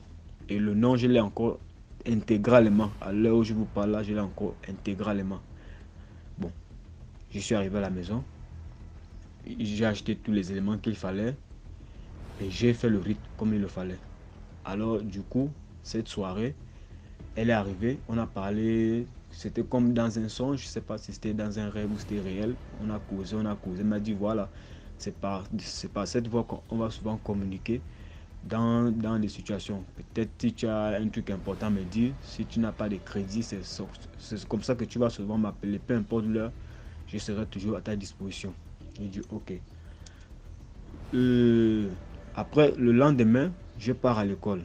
Quand j'arrive à l'école, je cause avec mes amis et tout. Ils me disent non, mais la mère là, t'as géré comment? Parce qu'on t'a vu là entrer, tu es entré au restaurant, le restaurant là où les grands messieurs partent manger et tout. Et tu dis, ah, elle me prend déjà comme son fils. Elle aime bien me voir, c'est tout. On a dit non, en tout cas, fais gaffe. Elle te prend comme son fils, elle te prend comme son enfant, fais gaffe. Le Gabon est trop bizarre en ce moment, frangin. Il y a trop de choses qui se passent. Toi, tu n'es pas au courant. Toi, ton problème, c'est seulement l'argent, l'argent. Je dis non, c'est pas une histoire d'argent. Elle me donne des conseils. pour fréquenter, pour devenir une grande personnalité. Donc ce n'est pas une affaire d'argent. Ok, on a fini de causer. Alors quand je rentre pour aller à la maison, j'entends une personne qui m'appelle derrière. C'était elle, mais là elle n'était pas véhiculée. C'est pas là où elle a garé sa voiture, mais là elle était à pied. Hans, je me retourne, je vois la dame. Elle me dit, mon fils, viens, tu es en train de rentrer? Elle dit, oui, je suis en train de rentrer. Elle me dit, non, je t'ai aperçu, j'étais au restaurant, j'étais avec des amis, je t'ai aperçu, donc la voiture est garée là-bas plus haut. Donc si on peut remonter, on va là encore s'asseoir comme on a fait hier. Moi, je suis pas, j'ai pas de problème. Mais après, il dit, mais maman, est-ce que vous ne partez pas au travail? Est-ce qu'on ne vous complique pas là-bas? Il dit, non, je suis une chef de secteur, j'ai un grand à une administration que je gère. Donc, je n'ai pas de compte à rendre à XY. Je suis patron de moi-même. Je gère un personnel. Donc, tu n'as pas à t'en faire, Hans. Ok, maman, j'ai compris. Nous sommes allés au restaurant. Elle m'a montré à des messieurs, des jeunes gars aussi, très beaux, propres, bien habillés tous. Oh, voici Hans, c'est lui que je vais prendre comme mon fils. On va l'encadrer. Il faut qu'il soit un grand homme d'affaires parce qu'il est ambitieux et tout et tout. Les gars m'ont dit à ça, il est beau, hein, il paraît vraiment intéressant. Après, ils ont dit, bon, Marie, nous on te laisse, parce qu'elle s'appelait Marie, mais je ne sais pas de son deuxième nom. Elle s'appelait Marie. Bon, Marie, nous on te laisse, on a vu le garçon, il n'est pas mal. Tu passes une bonne journée, ok. Ils étaient 3, donc parmi les 3, il y a un, en se levant, il a pris un billet de 10 000. Il m'a dit, non, Hans, prends, c'est pour les beignets, tu vas manger à l'école et tout. J'ai dit, ok, merci tonton, il n'y a pas de quoi. Ils sont partis, ils sont montés dans une voiture. Une grosse voiture blanche. Ils sont partis. Bon, on n'a pas trop eu à causer. On a fait à peine 5 minutes. Après, ils sont levés. Bon, moi, je me suis dit, ah, peut-être ils voulaient seulement voir mon visage. Peut-être qu'il y avait quelque chose qu'ils voulaient regarder. Parce que moi, je n'ai pas compris. À peine nous sommes arrivés, on a causé de 5 minutes. On s'est échangé. On s'est donné quelques informations. Ils sont partis. Bon, ok. Et quand ils sont donc partis, moi, je suis resté là avec maman. Elle m'a dit non, oui, tu as fait ce que je t'ai demandé de faire. Vraiment, c'est bien, j'ai apprécié. Tu es un garçon courageux, tu es vaillant et tout et tout et tout. Bon, aujourd'hui, ce qu'on va faire, c'est quoi? On va rentrer. Je sais pas, tu habites où? Je suis à Likola. Elle me dit bon, ok, comme tu es à Likola, est-ce que je peux passer le week-end? Samedi, je viens te chercher. Je t'amène à Sablière. Tu as entendu parler? Il dit à Sablière, bon, j'entends parler. Les gens vont souvent là-bas parfois pour se laver, passer du bon moment avec les amis et autres. Oui, mais là, on va aller à la Sablière. Ce ne serait pas pour aller passer du bon moment. Je vais t'emmener. Faut pas avoir peur. Je vais te prendre dans ma voiture samedi. Je vais te dire là où on pourra se trouver, là où on pourra se retrouver. Voici 20 000 que je te laisse avec. Donc, quand je vais t'appeler samedi, quand je vais t'indiquer là où on peut se retrouver, je viendrai te chercher, on part. Là, tu vas rencontrer encore d'autres personnes. Et tu vas voir même l'école que tu fais, les choses vont aller très vite, je t'assure. Mais c'est pas pour te faire du mal. Je suis une femme d'affaires, j'ai des enfants. Elle a pris son téléphone, a montré les photos de ses enfants et de son mari. Il dit, ok maman, il n'y a pas de souci. Je vous fais confiance. Elle m'a dit, voilà. Donc on se voit samedi. Elle m'a donné 20 000. Ça, c'est le déplacement. Elle m'a encore donné 10 000. Là, tu peux prendre le transport, tu manges. Parce que je vois là, c'est comme si tu es fatigué. Il dit, ok, maman, merci. Il dit, ok, bonne journée. Bon, samedi, il dit, ok. Quand je rentre donc à la maison, en rentrant, bon, à la maison d'abord, j'étais d'abord le plus grand mangeur. Parce que moi, dès qu'on sait la nourriture, à 25 minutes, moi j'ai déjà fini. J'étais un champion. Pour la nourriture, on connaissait. Donc parfois, même quand ça n'allait pas, moi je mettais les mains dans la marmite. Bon, c'est du passé. Vous connaissez quand on est encore jeune là. Donc du coup, ma grande soeur a fini la cuisine. Mais elle se rend compte que depuis 2 jours, son petit frère n'est pas vraiment intéressé avec la nourriture de la maison parce que je n'avais plus l'appétit. J'ai buvé les jeux à la boutique, les pains au chocolat, les tropiques, les biscuits téléphones. En fait, j'étais gâté, j'étais garni. Je manquais plus quelque chose dans la poche pour manger. Elle a commencé à faire une enquête. Elle a dit à maman que non, Hans, depuis 2-3 jours, c'est bizarre, il ne mange pas à la maison, il n'a pas l'appétit. On sert à manger, il goûte un peu. C'est les autres qui viennent terminer, il ne mange plus. On ne sait pas ce qui se passe. Malchance, j'ai pris ce qu'on appelle une raclée. Je suis allé faire le même rite. Parce que là, je l'ai invoqué. Et pour causer encore avec elle, comment est-ce qu'on devait réellement se voir demain, exactement à quel endroit, il fallait que j'ai le programme. Parce que c'était vendredi. Donc il fallait qu'on se voie samedi, il fallait que je dorme avec un programme. Alors, quand je suis allé dans la chambre pour faire le rite, ma grande soeur m'a surprise parce que c'est dans sa chambre que j'ai d'abord fait ça. Elle était sortie pour aller voir son copain. Il s'appelait Eric. Il travaille à la SCG. Eric, c'était un ingénieur en électricité. Il travaille à la SCG. Lui, il m'avait même déjà aidé une fois parce que j'avais des problèmes de yeux à une époque. C'était mon beau-frère sûr. Donc quand elle sortait de la chambre, quand elle sortait, qu'elle partait dans cette balade, quoi, parfois elle rentrait le matin. Donc c'est à moi qu'elle donne les clés de dormir dans sa chambre. Parce que j'étais son bon petit frère. Nous sommes quatre. Nous sommes quatre. Donc de tous ses frères, c'est moi qu'elle aimait tellement. C'est moi qu'elle faisait trop de confidences. Mais ce jour-là, elle m'a remis les clés de rester dans sa chambre comme d'habitude. Et quand je l'ai donc fait, je ne sais pas comment c'est passé. Elle est venue, elle a toqué à la fenêtre. Et la fenêtre, là où elle, bon, normalement elle devait passer par la porte de derrière, à la porte, pas par la fenêtre. Parce que déjà à la fenêtre, il y avait un grillage, mais un grillage qui n'était pas tellement touffu. Donc du coup, quand elle est arrivée, quand elle a toqué la porte, quand elle a toqué la fenêtre, le naco, il y a un naco là qui a lâché. Donc c'est tombé. Quand c'est tombé, du coup, elle m'a vu en train de faire l'invocation. J'étais en train de dessiner mon corps. Je n'ai pas commencé à faire l'invocation. J'étais en train de faire tout le plan, mais les bougies étaient déjà au sol. Elle a vu, elle a dit, merde, qu'est-ce que tu fais là, Hans? Elle a toqué à la porte, j'ai ouvert la porte, elle est entrée, elle a réveillé tout le monde. Et alors, les parents sont sortis, l'aîné, il est sorti, tout le monde a vu ce que je faisais. J'ai pris une raclée que je n'ai jamais oubliée jusqu'à aujourd'hui. Mon père et mon grand frère. Qui t'a appris ça? Tu as appris ça où? Qui t'a fait ça? Qui te montre ça? Pourquoi tu fais ça? Pourquoi? J'ai été bastonné copieusement, comme un voleur. C'est donc comme ça que la maman dit, ah, je vois déjà. Notre fille m'a dit une fois que non, Hans ne mange plus à la maison, il a de l'argent et tout, ça doit être l'argent sale qu'il est en train de vouloir travailler et tout. On a fait venir les hommes de Dieu à la maison. Ils ont fait des prières, ils ont parlé beaucoup de choses, ils ont dépensé assez d'argent, ils ont déplacé au moins 3 hommes de Dieu. Parce qu'il fallait qu'on me coupe le lien avec la dame. Donc j'étais déjà un pied dedans et un pied dehors. Ils ont prié, ils ont dit qu'effectivement, maintenant, votre fils a été choisi parce qu'il a une étoile très très brillante, très très forte, là où il est là. C'est un garçon qui a beaucoup de talent. Donc si vous ne faites pas attention, vous allez perdre ce garçon. S'il continue à revoir cette dame, il va partir. C'est vrai, vu ce qu'on observe de la situation du garçon, la dame ne veut pas le faire du mal maintenant. Elle veut l'utiliser pour beaucoup d'années. Donc c'est quelqu'un qui pouvait m'avoir du travail derrière cette dame, mais étant dans des mauvaises choses. C'est quelqu'un qui pouvait même faire du mal aux gens, sans toutefois faire certaines saletés que les gens font, mais étant avec cette femme. Donc il fallait donc couper ce lien. Et comme nous avons contacté pour ça, vraiment votre fils était déjà presque entré. Parce qu'il a déjà eu à faire, il a fait cela une fois dans cette maison. Donc il y a déjà son esprit dans la maison qu'il faut aussi chercher à dégager. Donc c'est un peu ça mon histoire. Je l'ai vécu. Je devais avoir à cette époque-là 10 ou 11 ans. Cette époque-là. Donc ce que moi je peux dire par rapport à cette histoire, c'est que vraiment on doit faire attention. Les voitures, les gens qui nous suivent toujours là en route avec leurs grosses voitures, qui nous parlent des choses et tout, on doit faire attention. Le dehors est mauvais. J'ai même encore une autre histoire, mais celle-là c'est au Cameroun. Et je l'ai vécu. Ça ne fait même pas encore 2 ans. Je me pose des questions si je suis né, que je vais entrer dans les loges, je ne sais pas.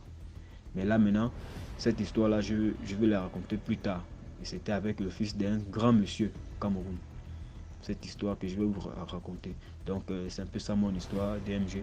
Tu m'excuses si j'ai mis du temps à vous raconter cette histoire. Donc c'est parce que je travaille en ce moment, je suis occupé. Donc merci. Merci pour l'histoire. Et là, on passe à la 8e histoire. Salut DMG. D'abord, je tiens à vous remercier pour le concept parce qu'à travers votre concept, ça aide plusieurs à ne pas tomber dans certaines erreurs et même d'éviter certaines choses et d'être plus sage à l'avenir. Mon histoire, c'est vraiment une histoire qui est un peu similaire à l'histoire de la maman. La maman qui explique comment son étoile a été volée. Mais sauf que le mien, Dieu m'avait fait grâce. Donc d'abord, je suis née d'une famille chrétienne, dont mon père c'était un serviteur de Dieu.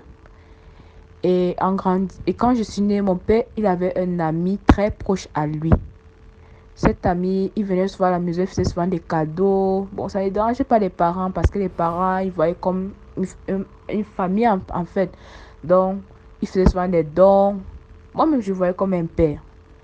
Donc, en fait, c'est comme ça que je le considérais. Maintenant, un jour en rentrant de l'école, je rentrais avec une amie. On est passé vers son ministère juste à côté et je l'ai vu dehors. Il m'a vu également et je me suis placée, je suis partie le saluer par respect. Lorsqu'il a vu mon ami, il dit à mon ami qu'il faut qu'elle rentre. J'ai dit que non, je suis avec mon ami. Il a dit que d'accord, il faut qu'elle parte, qu'il veut me parler un peu un instant. Moi, je me suis placée, j'ai cru que peut-être il voulait juste dire un truc sérieux.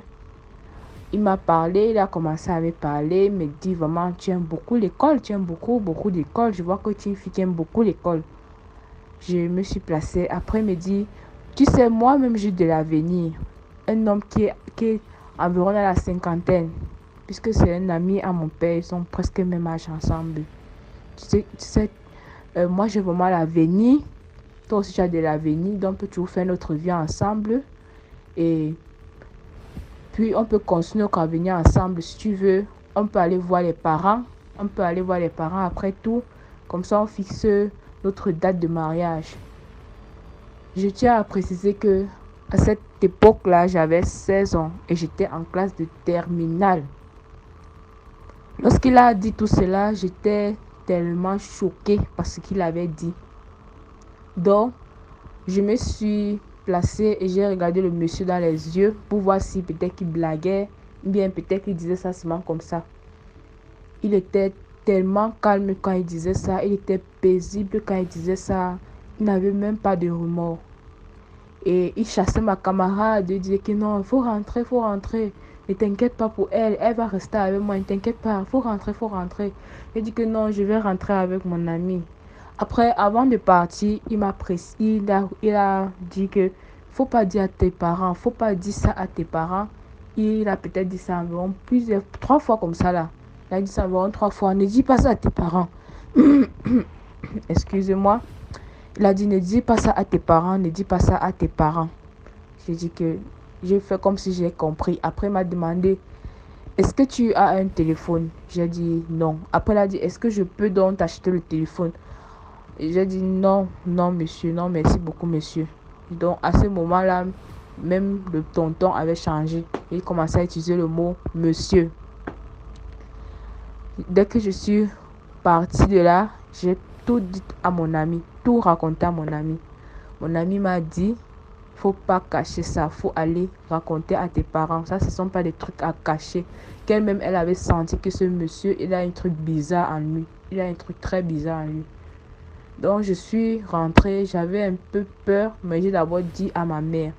Après, lorsque j'ai dit à ma mère, c'est comme ça que l'information arrive à mon père.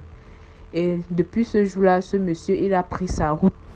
Donc d'abord, ce que je tenais d'abord à dire, c'est qu'il faut faire très attention à certaines paroles. Et l'homme là, vraiment, c'était pas un homme très simple. C'est après que j'ai su que c'était un homme un peu dans les choses compliquées. Donc, il faut faire très attention. Ce qui m'a inspiré et poussé à raconter cette histoire, c'est à cause de l'histoire de la maman qui parlait de son étoile qui a été volée. Donc vraiment, lorsque je vois ça, j'ai vu que Dieu m'avait fait grâce. Et aussi de conseiller aussi aux jeunes filles de ne pas garder certaines choses à eux. Et beaucoup parler. Lorsque tu vois un truc qui est bizarre, il faut parler à une personne qui est grande, une personne sûre, une personne que tu sais que la personne va te conseiller bien. Parce que si je n'avais pas fait ça, je ne sais pas en quoi je m'aurais été mêlée aujourd'hui. Donc vraiment, faisons très attention. Et surtout, pour ceux même qui partent à l'église, faisons aussi attention. Il faut ouvrir les yeux. Ne faisons pas comme des gens naïfs.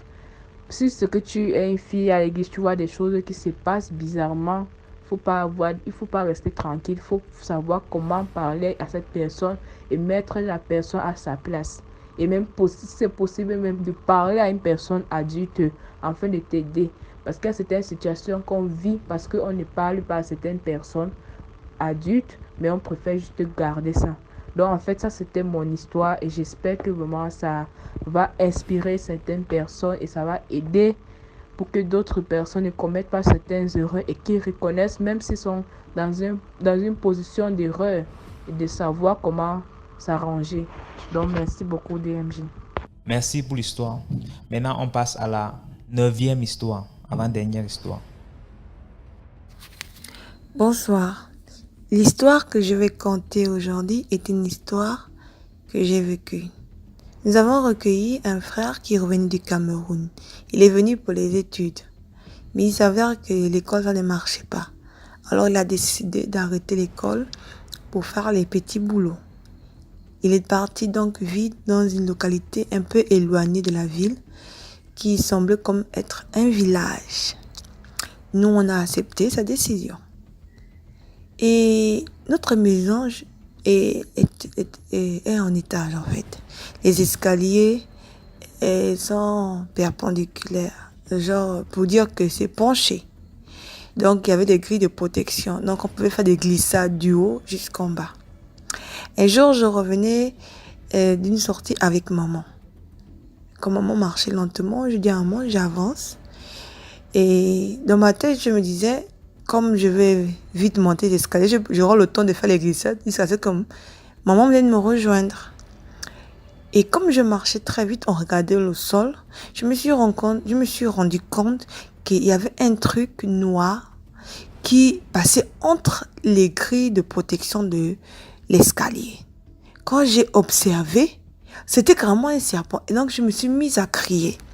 Le cri que j'ai émis a fait peur le serpent. Il est tombé. Moi aussi, de mon côté, j'ai sauté. Je ne sais pas comment j'ai fait le bond là. Je me suis retrouvée au sol, en bas. C'est comme ça que mon cri a alerté tout le monde. Et j'ai seulement crié le mot serpent, serpent, serpent. Maman a dit, j'ai vu un truc tomber en bas de l'escalier. Et en bas de l'escalier, maman gardait des bois. Ce sont ces bois-là qui permettaient de faire des feux de bois pour préparer la nourriture. Donc, quand les gens sont venus, ils ont bousculé les bois. Et c'est comme ça que le serpent est sorti. Ils l'ont tué. Quelques jours plus tard, j'ai oublié de signaler que mon père avait 2 femmes. Donc, il a pris une partie de la maison, comme c'était une maison en étage, une partie de la maison en bas pour faire un petit studio à sa 2e femme. Quelques jours plus tard, en revenant aussi d'une sortie avec maman, j'observe à la porte de la 2e un serpent. Donc depuis dehors, j'ai crié le serpent, le serpent, le serpent. Et eux qui étaient à l'intérieur ont regardé. La porte était ouverte. Ils ont regardé, ils ont vu le serpent. Oh, le serpent.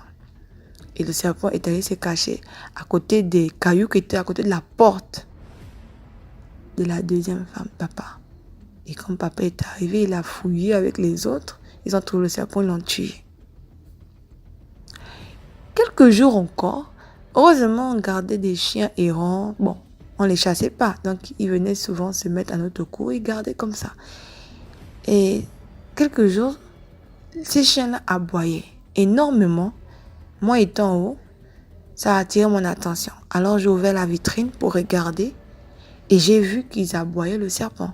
Je me suis encore affolée. Et je me dit, qu'est-ce qui s'est passé? Je ne pouvais même pas répondre. Tellement j'étais en train de parler une autre langue, je ne sais pas. Personne ne comprenait ce que je disais. Et maman débroussait un peu derrière la maison. Donc, elle n'était pas à côté de l'escalier. C'est comme ça que je suis arrivée vers un moment, étant en bas, elle a crié, c'est comment, il y a quoi en haut, il y a quoi en haut? J'ai crié, serpent, serpent, en montrant la direction vers les escaliers. Parce qu'elle était à côté des escaliers pour monter aussi les escaliers comme l'autre. Quand maman est arrivée, elle a vu le long serpent, elle a crié, serpent, serpent. Le voisinage est encore sorti et puis ils ont tué le serpent. Mais là, il y a un qui a dit, ce serpent-là sur le bois, on peut le manger. Donc, on a gardé le serpent là par terre. Et quand papa est arrivé, il a vu le serpent. Il veut le brûler, mais moi, j'ai dit, il partait comment ça? Donc, on va le garder au congélateur et j'irai le vendre. On a mis au congélateur avec la tête, tout. Le lendemain, c'est à le vendre chez les Chinois, comme ça, qui mangent des choses comme ça. Il m'a même escroqué 6 000, alors que quand j'ai vu après qu'on peut vendre ça à 20 000, mais bon, c'est pas grave. Et c'est comme ça que papa nous a fait asseoir à maman. Il a dit à maman que le garçon que tu as amené là, qui revient du Cameroun, là, celui qui amène les serpents ici, celui qui amène les serpents, il faut le chercher, il faut le chercher. Ah, ok, d'accord. Maman est allée voir un tonton à lui qui était direct à lui. Il a expliqué que il faut dire à ton fils que je veux le voir, c'est urgent, c'est important. Il faut qu'on le voit parce que je voudrais parler avec lui. Et à l'époque, il n'y avait pas de téléphone portable. Donc, on n'a pas pu le... Bon, il y avait le téléphone portable, oui, mais c'était le luxe. C'est que veut dire qu'il y a que les gens qui avaient l'argent qui peuvent s'en offrir. Et c'est comme ça que quelques mois, je sais pas, le cousin est venu. On fermait dans les portes, on fermait maintenant les portes, on ne laissait plus les portes ouvertes. Les enfants qui aimaient laisser les portes ouvertes. Le cousin est venu nous voir. Quand il est venu nous voir, il était devenu beaucoup maigre. Quand j'ai même salué de la pomme la main, mon Dieu Seigneur, j'ai vu. C'était les os que j'ai attrapés, il y avait plus de chair. J'ai seulement dit Seigneur Jésus. Il a attrapé le sida. Ah, quelques mois qu'il est arrivé, là, il a attrapé le sida. Mon Dieu, il est venu mourir ici au Gabon. Aïe! C'est comme ça que maman n'a même pu parler l'histoire des serpents. Elle pleurait. Il a parlé à maman. Il dit, maman, tu es une femme gentille. Tu m'as bien gardée. Maman dit que comment tu parles comme si tu allais te mourir. Il dit, non, maman, parce que je vois que c'est toi celle qui m'a pris comme un fils ici, tout ça. Après, il est parti. Quand il est parti, quelques jours, le tonton, qui était proche à lui, est venu nous raconter qu'il est décédé. Maman dit, comment ça? Qu'est-ce qui s'est passé? Il avait quelle maladie? Le tonton dit qu'il n'avait aucune maladie. Il a même fait tous les examens qu'il fallait. On n'a rien vu. En fait, le truc, c'est que là, il est allé vivre. Il aidait un papa, un vieillard, à soulever les bouteilles d'eau, les bidons d'eau. C'est comme ça que le papa a dit, s'il y a quelque chose, si je peux te remercier d'une façon quelconque, dis-moi. Le garçon a seulement dit, si tu pouvais me rendre un grand footballeur. Parce que lui, il voulait être un footballeur. Excusez-moi. Il voulait être un grand footballeur. C'est là le papa a dit que demain, viens avec une poule blanche et puis tu viens me trouver. C'est comme ça qu'il a fait ça. Et ils sont partis dans la forêt. Et ils sont rentrés dans la rivière. Le papa a dit que je vais couper la tête de la poule sur toi. Et puis je vais te faire rentrer dans l'eau 3 fois. Et je vais te faire ressortir. C'est ce qu'il a fait. Quand il a plongé mon frère dans l'eau, il ressort. Il a encore plongé une 2e fois dans l'eau, il ressort. La 3e fois, il ne l'a pas fait ressortir. Et le cousin voyait que là, sa respiration, comme ça, dérangeait. Il s'est laissé relever. Il a regardé, le papa n'était plus là, le vieux n'était plus là. Il est vu sortir de la rivière et de la forêt. Il est allé trouver le papa chez lui. Le papa a dit, tout ce que tu vas voir, viens me trouver. Tout ce que tu vas en voir, viens me trouver. Il a dit, ok, d'accord. Donc, les serpents qui venaient là, c'était les envoyés qui venaient pour tuer là où était sa famille. Et c'était nous qui étions les plus proches parce que c'est nous qui gardions encore. Il avait encore ses effets à la maison. Donc, quand il est venu pour nous dire au revoir, il est venu prendre tous ses effets. Et malheureusement, aucune personne n'était décédée. C'est comme ça que là où il travaillait, les gens ont remarqué qu'il avait beaucoup maigri. Ils ont dit, il faut partir et rester auprès de la famille pour faire certains examens, peut-être que tu as une infection, des trucs comme ça. C'est ce qu'il a fait. Et après, il s'est dit, il faut venir que je vais nous saluer ici. Il est venu nous saluer. Et il est reparti. Et il est arrivé à un niveau où il n'avait plus à marcher. Il s'est retrouvé à l'hôpital. Et il a raconté l'histoire là au tonton. C'est comme ça que le tonton a dit, donne-moi le nom du papa. Le papa là, j'irai le chercher là où il est. Quand il a voulu donner le nom, il est mort. Donc, mon cousin est décédé. En fait, la moralité, c'est pour dire quoi? Que il faut qu'on évite de faire confiance à n'importe qui. Parce qu'on ne sait pas qui est qui. Le papa là, au lieu qu'il aide mon frère à devenir un grand footballeur comme il voulait, il a pris sa chance, il a pris son étoile. Et c'est comme ça que des sacrifices devaient se faire. Malheureusement, ça ne s'est pas fait. C'est lui qui est parti. Il a perdu la vie comme ça là. Parce qu'il a fait confiance à un inconnu qui n'était pas une bonne personne. Et il faut toujours compter sur Dieu. Il n'y a que Dieu qui peut te faire briller, quel que soit le temps. Voilà. Merci beaucoup. Merci pour l'histoire. Maintenant, on passe à la 10e histoire. Bonsoir à la famille DMG, bonsoir à toi DMG. J'espère que vous allez bien. Alors, je vais vous raconter une histoire. C'est mon histoire et ce que j'ai vécu. Et c'est pour sensibiliser. Au départ, j'ai voulu modifier la voix, mais après, et ça va sensibiliser plus d'un et peut-être quelqu'un va me reconnaître à son niveau. Avant de raconter cette histoire, je voudrais mettre au point quelque chose parce que j'écoute des histoires. Bon, moi je suis d'opinion religieuse musulmane, donc forcément il y a certaines choses qui se disent et qui me touchent. Dans la religion musulmane, c'est le Coran et puis la tradition du prophète qui domine. Bon, le Coran, ce sont des révélations qu'on lui a faites au prophète, au messager. Et vous pouvez l'utiliser dans le mal comme dans le bien. Notre sang le connaît. Donc, il y a des personnes qui l'utilisent dans le mal, et il y a des personnes qui l'utilisent dans le bien. Et de la même façon que vous voyez, par exemple, dans le christianisme, les catholiques, les apostoliques, les protestants, c'est également pareil chez les musulmans. Bon, je ne suis pas là pour ça. Donc, ne mettez pas un jugement. Ne mettez pas un jugement, même si aujourd'hui, c'est nous qu'on voit comme le numéro 1 par tout le monde. C'est pas grave. Bon, je reviens à mon histoire. Ça se passe en 2017. À l'époque, je fumais beaucoup de chance. Beaucoup. En fait, c'était ça mon truc. Je ne volais pas, je ne braquais pas. J'étais écolier. Je ne suivais pas les femmes, je ne connaissais pas les femmes. Je n'avais jamais eu de rapport sexuel avec une femme. Donc un jour, à ma sortie de cours, comme d'habitude, non, ça ne commence pas là. J'avais un endroit où je fumais. Un jour, un lundi, j'avais séché les cours et je suis passé à cet endroit. Il m'était bien lavé, propre, et je suis parti au même endroit où je fume tous les jours parce que c'était vraiment une plage. Il y a beaucoup de personnes qui venaient. Tu fumes, je sais pas, on ne va rien te dire. Et je suis parti à cet endroit. Quand je suis arrivé, il y a une personne qui était là et qui avait des gens autour de lui. Et je ne l'avais jamais vu auparavant parce que je fréquentais cet endroit.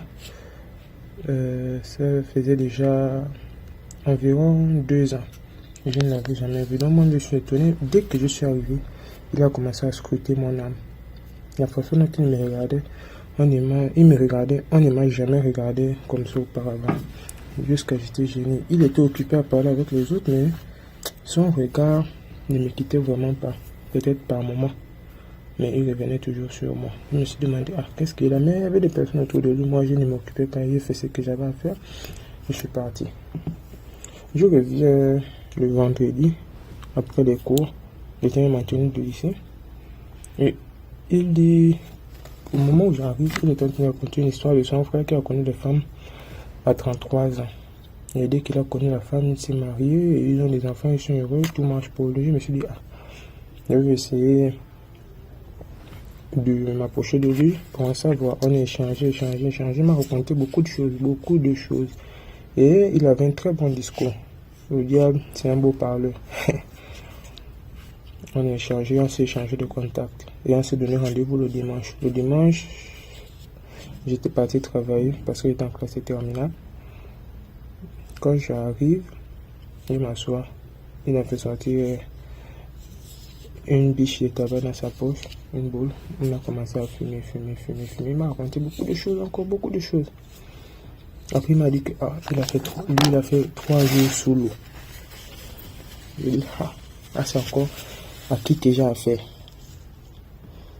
Et non, aujourd'hui, ici, je ne sors pas.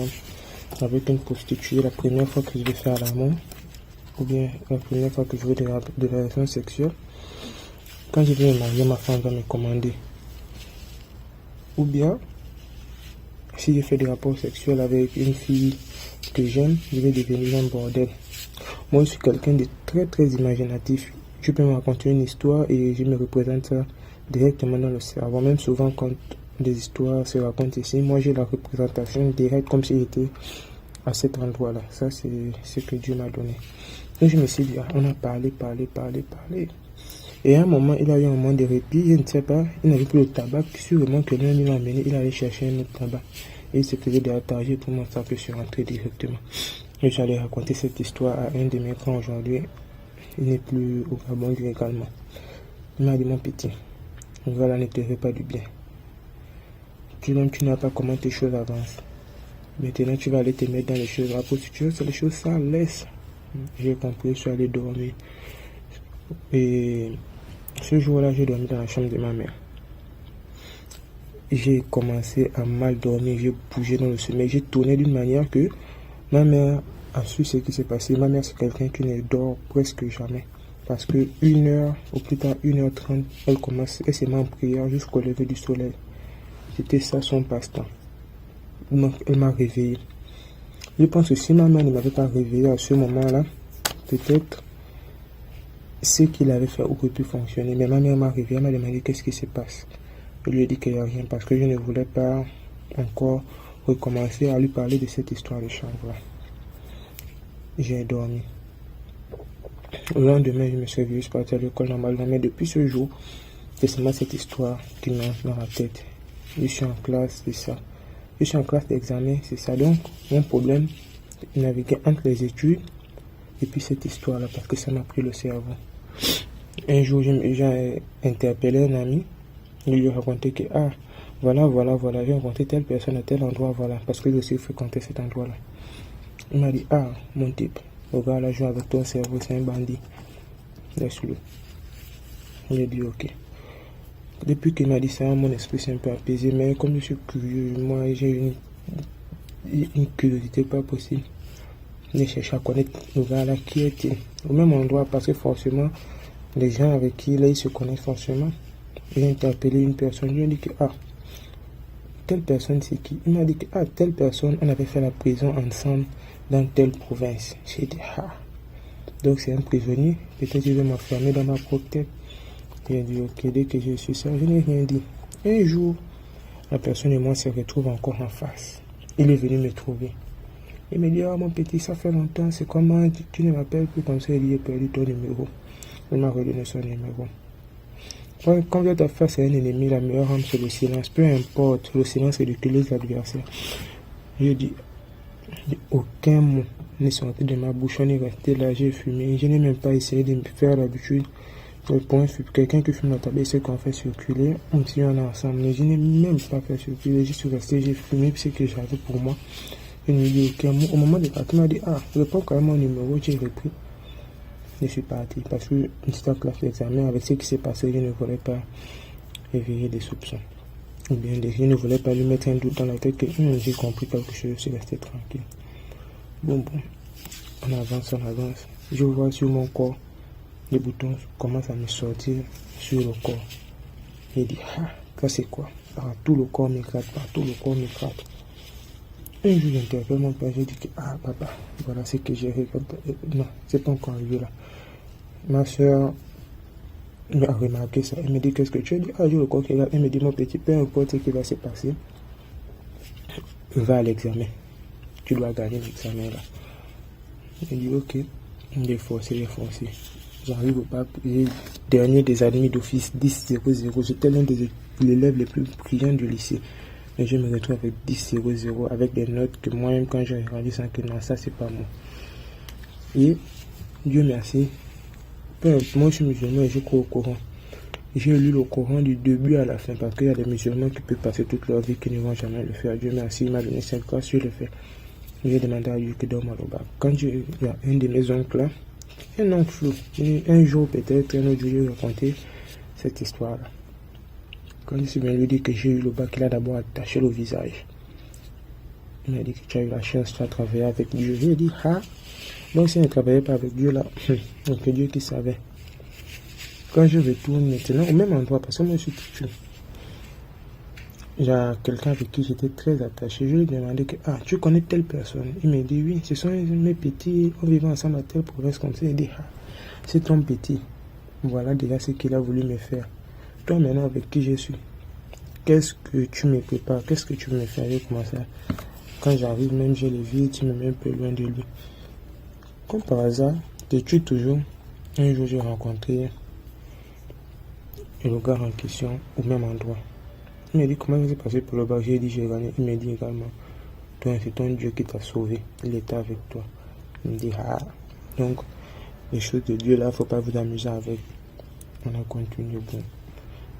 Un temps, mais les boutons n'étaient toujours pas partis. Un jour, je vois mon père, j'ai dit que, ah papa, les boutons que vous voyez là, ça me dérange toujours. Premièrement, ce sont les boutons du mauvais œil. D'après ce que je me suis documenté, quand je suis parti à l'hôpital, le docteur m'a dit que c'est de l'eczéma et j'ai traité ça. Mais quand j'ai dit ça à mon père, il m'a dit que, ah, dans une blague, j'espère que c'est pas le sida que tu as. J'ai dit, le boss. Mon frère, je marchais dans la ville, dans Libreville, là, je ne savais plus où j'étais. Je suis allé jouer au ballon. Les autres parlent même, j'ai l'impression que c'est des gens qui parlent. Le lendemain que je suis parti à l'hôpital, le docteur m'a dit c'est l'eczéma, j'ai traité, c'est parti. Vu que pendant l'examen, j'avais quand même une occupation, c'était le bac. Après l'examen, j'étais libre. Je ne faisais rien d'autre. Donc, je ne pensais qu'à cette histoire. Ça me rendait mal.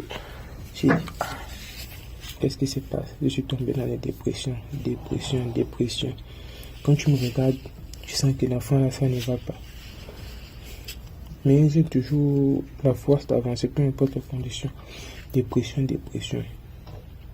Il manquait un peu. Quand tu regardes un fou, tu me regardes, il n'y a pas de différence. Juste que moi, je suis propre, je suis habillé. Mais quelqu'un pouvait me parler là. Je suis avec lui, peut-être après 30 secondes que je lui réponds. On dirait que je n'ai pas compris ce qu'il a dit. J'ai insisté. Comme par hasard, l'école dans laquelle je suis fait grève. Donc je suis à la maison tout le temps. Mon frère, j'ai fait une dépression là que j'ai sombré. Il manquait un peu. J'ai sombré dans la folie. Je me suis reconcentré dans la religion. J'ai commencé à écouter le Coran tous les jours, lire, faire les lectures. C'est ce qui m'a sorti de là. À la sortie, j'ai dit, Dieu merci, aujourd'hui ça va. J'ai vu ma vie tranquillement. Jusqu'à aujourd'hui, je ne connais toujours pas de femme. Je suis âgé de 27 ans et j'ai choisi l'abstinence. Auparavant, peut-être, avec la jeunesse et les gens que j'ai fréquentés, je me disais que c'était une mauvaise chose pour moi. Mais avec le recul, quand je regarde aujourd'hui, je suis plus tranquille et ma vie est plus stable. Bon, c'est un peu ça l'histoire que je voudrais raconter. C'est pour sensibiliser la jeunesse, mes frères, mes soeurs, s'il vous plaît. Et même si vous allez avoir des rapports sexuels, ne partez pas coucher avec n'importe qui. Vous ne savez pas les choses que l'autre a, d'où il vient, vous ne connaissez pas, donc évitez certaines choses. Restez comme vous êtes. Cherchez d'abord à connaître la personne. Ne faites pas les bêtises. Voilà. Ensuite, je voudrais également dire, par exemple, à d'autres personnes qui ont des problèmes. Moi, je suis l'opinion musulmane, donc je peux leur donner des conseils. Peu importe ce qui se passe, si vous avez des événements bizarres, allez sur YouTube. Il y a un lecteur de Coran qu'on appelle Saoud Chourim. Si par hasard quelqu'un demande des MJ, tu peux me faire un message, je vais écrire le nom, ou bien je vais t'envoyer le lien de cette personne. Il lit le Coran. Et moi, j'ai vu comment on a soigné les gens. Là, c'est une autre histoire que je vais vous raconter si Dieu le veut. Avec la lecture de ce gars-là. Avec la lecture du Coran, j'ai vu les gens, j'ai vu comment les djinns se sont manifestés, les esprits se manifestent sur le corps de quelqu'un quand on lui a fait de mauvaises choses. Donc je recommande à cette personne-là, peu importe ce qu'on vous a fait, si quelqu'un vous attaque, que vous n'êtes pas dans les choses spirituelles, bizarres, que vous ne fréquentez pas les marabouts, les féticheurs là, et que vous êtes quelqu'un dans la religion, ça ne peut pas vous toucher. Tant que vous ne faites pas ça et vous êtes assidu à votre religion. Mais si vous faites ça, ce sera un combat. Si le plus fort que toi, il te gagne. Et forcément, on ne connaît pas qui est qui. Il peut être plus fort que toi et voilà pourquoi il y a des histoires. souvent à dormir debout. Donc c'est cette histoire que je voudrais partager avec vous. C'est pas pour me juger, voilà. Et c'est pour lui sensibiliser. On est là pour sensibiliser. Et merci beaucoup pour ce que tu fais, DMJ.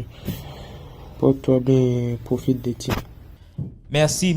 On arrive à la fin de cette vidéo. J'espère que vous avez apprécié la vidéo. Laissez des commentaires, partagez, likez, commentez. Dites-nous d'où vous avez regardé la vidéo. Et comme ça, on va voir la portée de la communauté. Merci, on se reprend demain à 12 h pour une nouvelle vidéo. Voilà, restez connectés.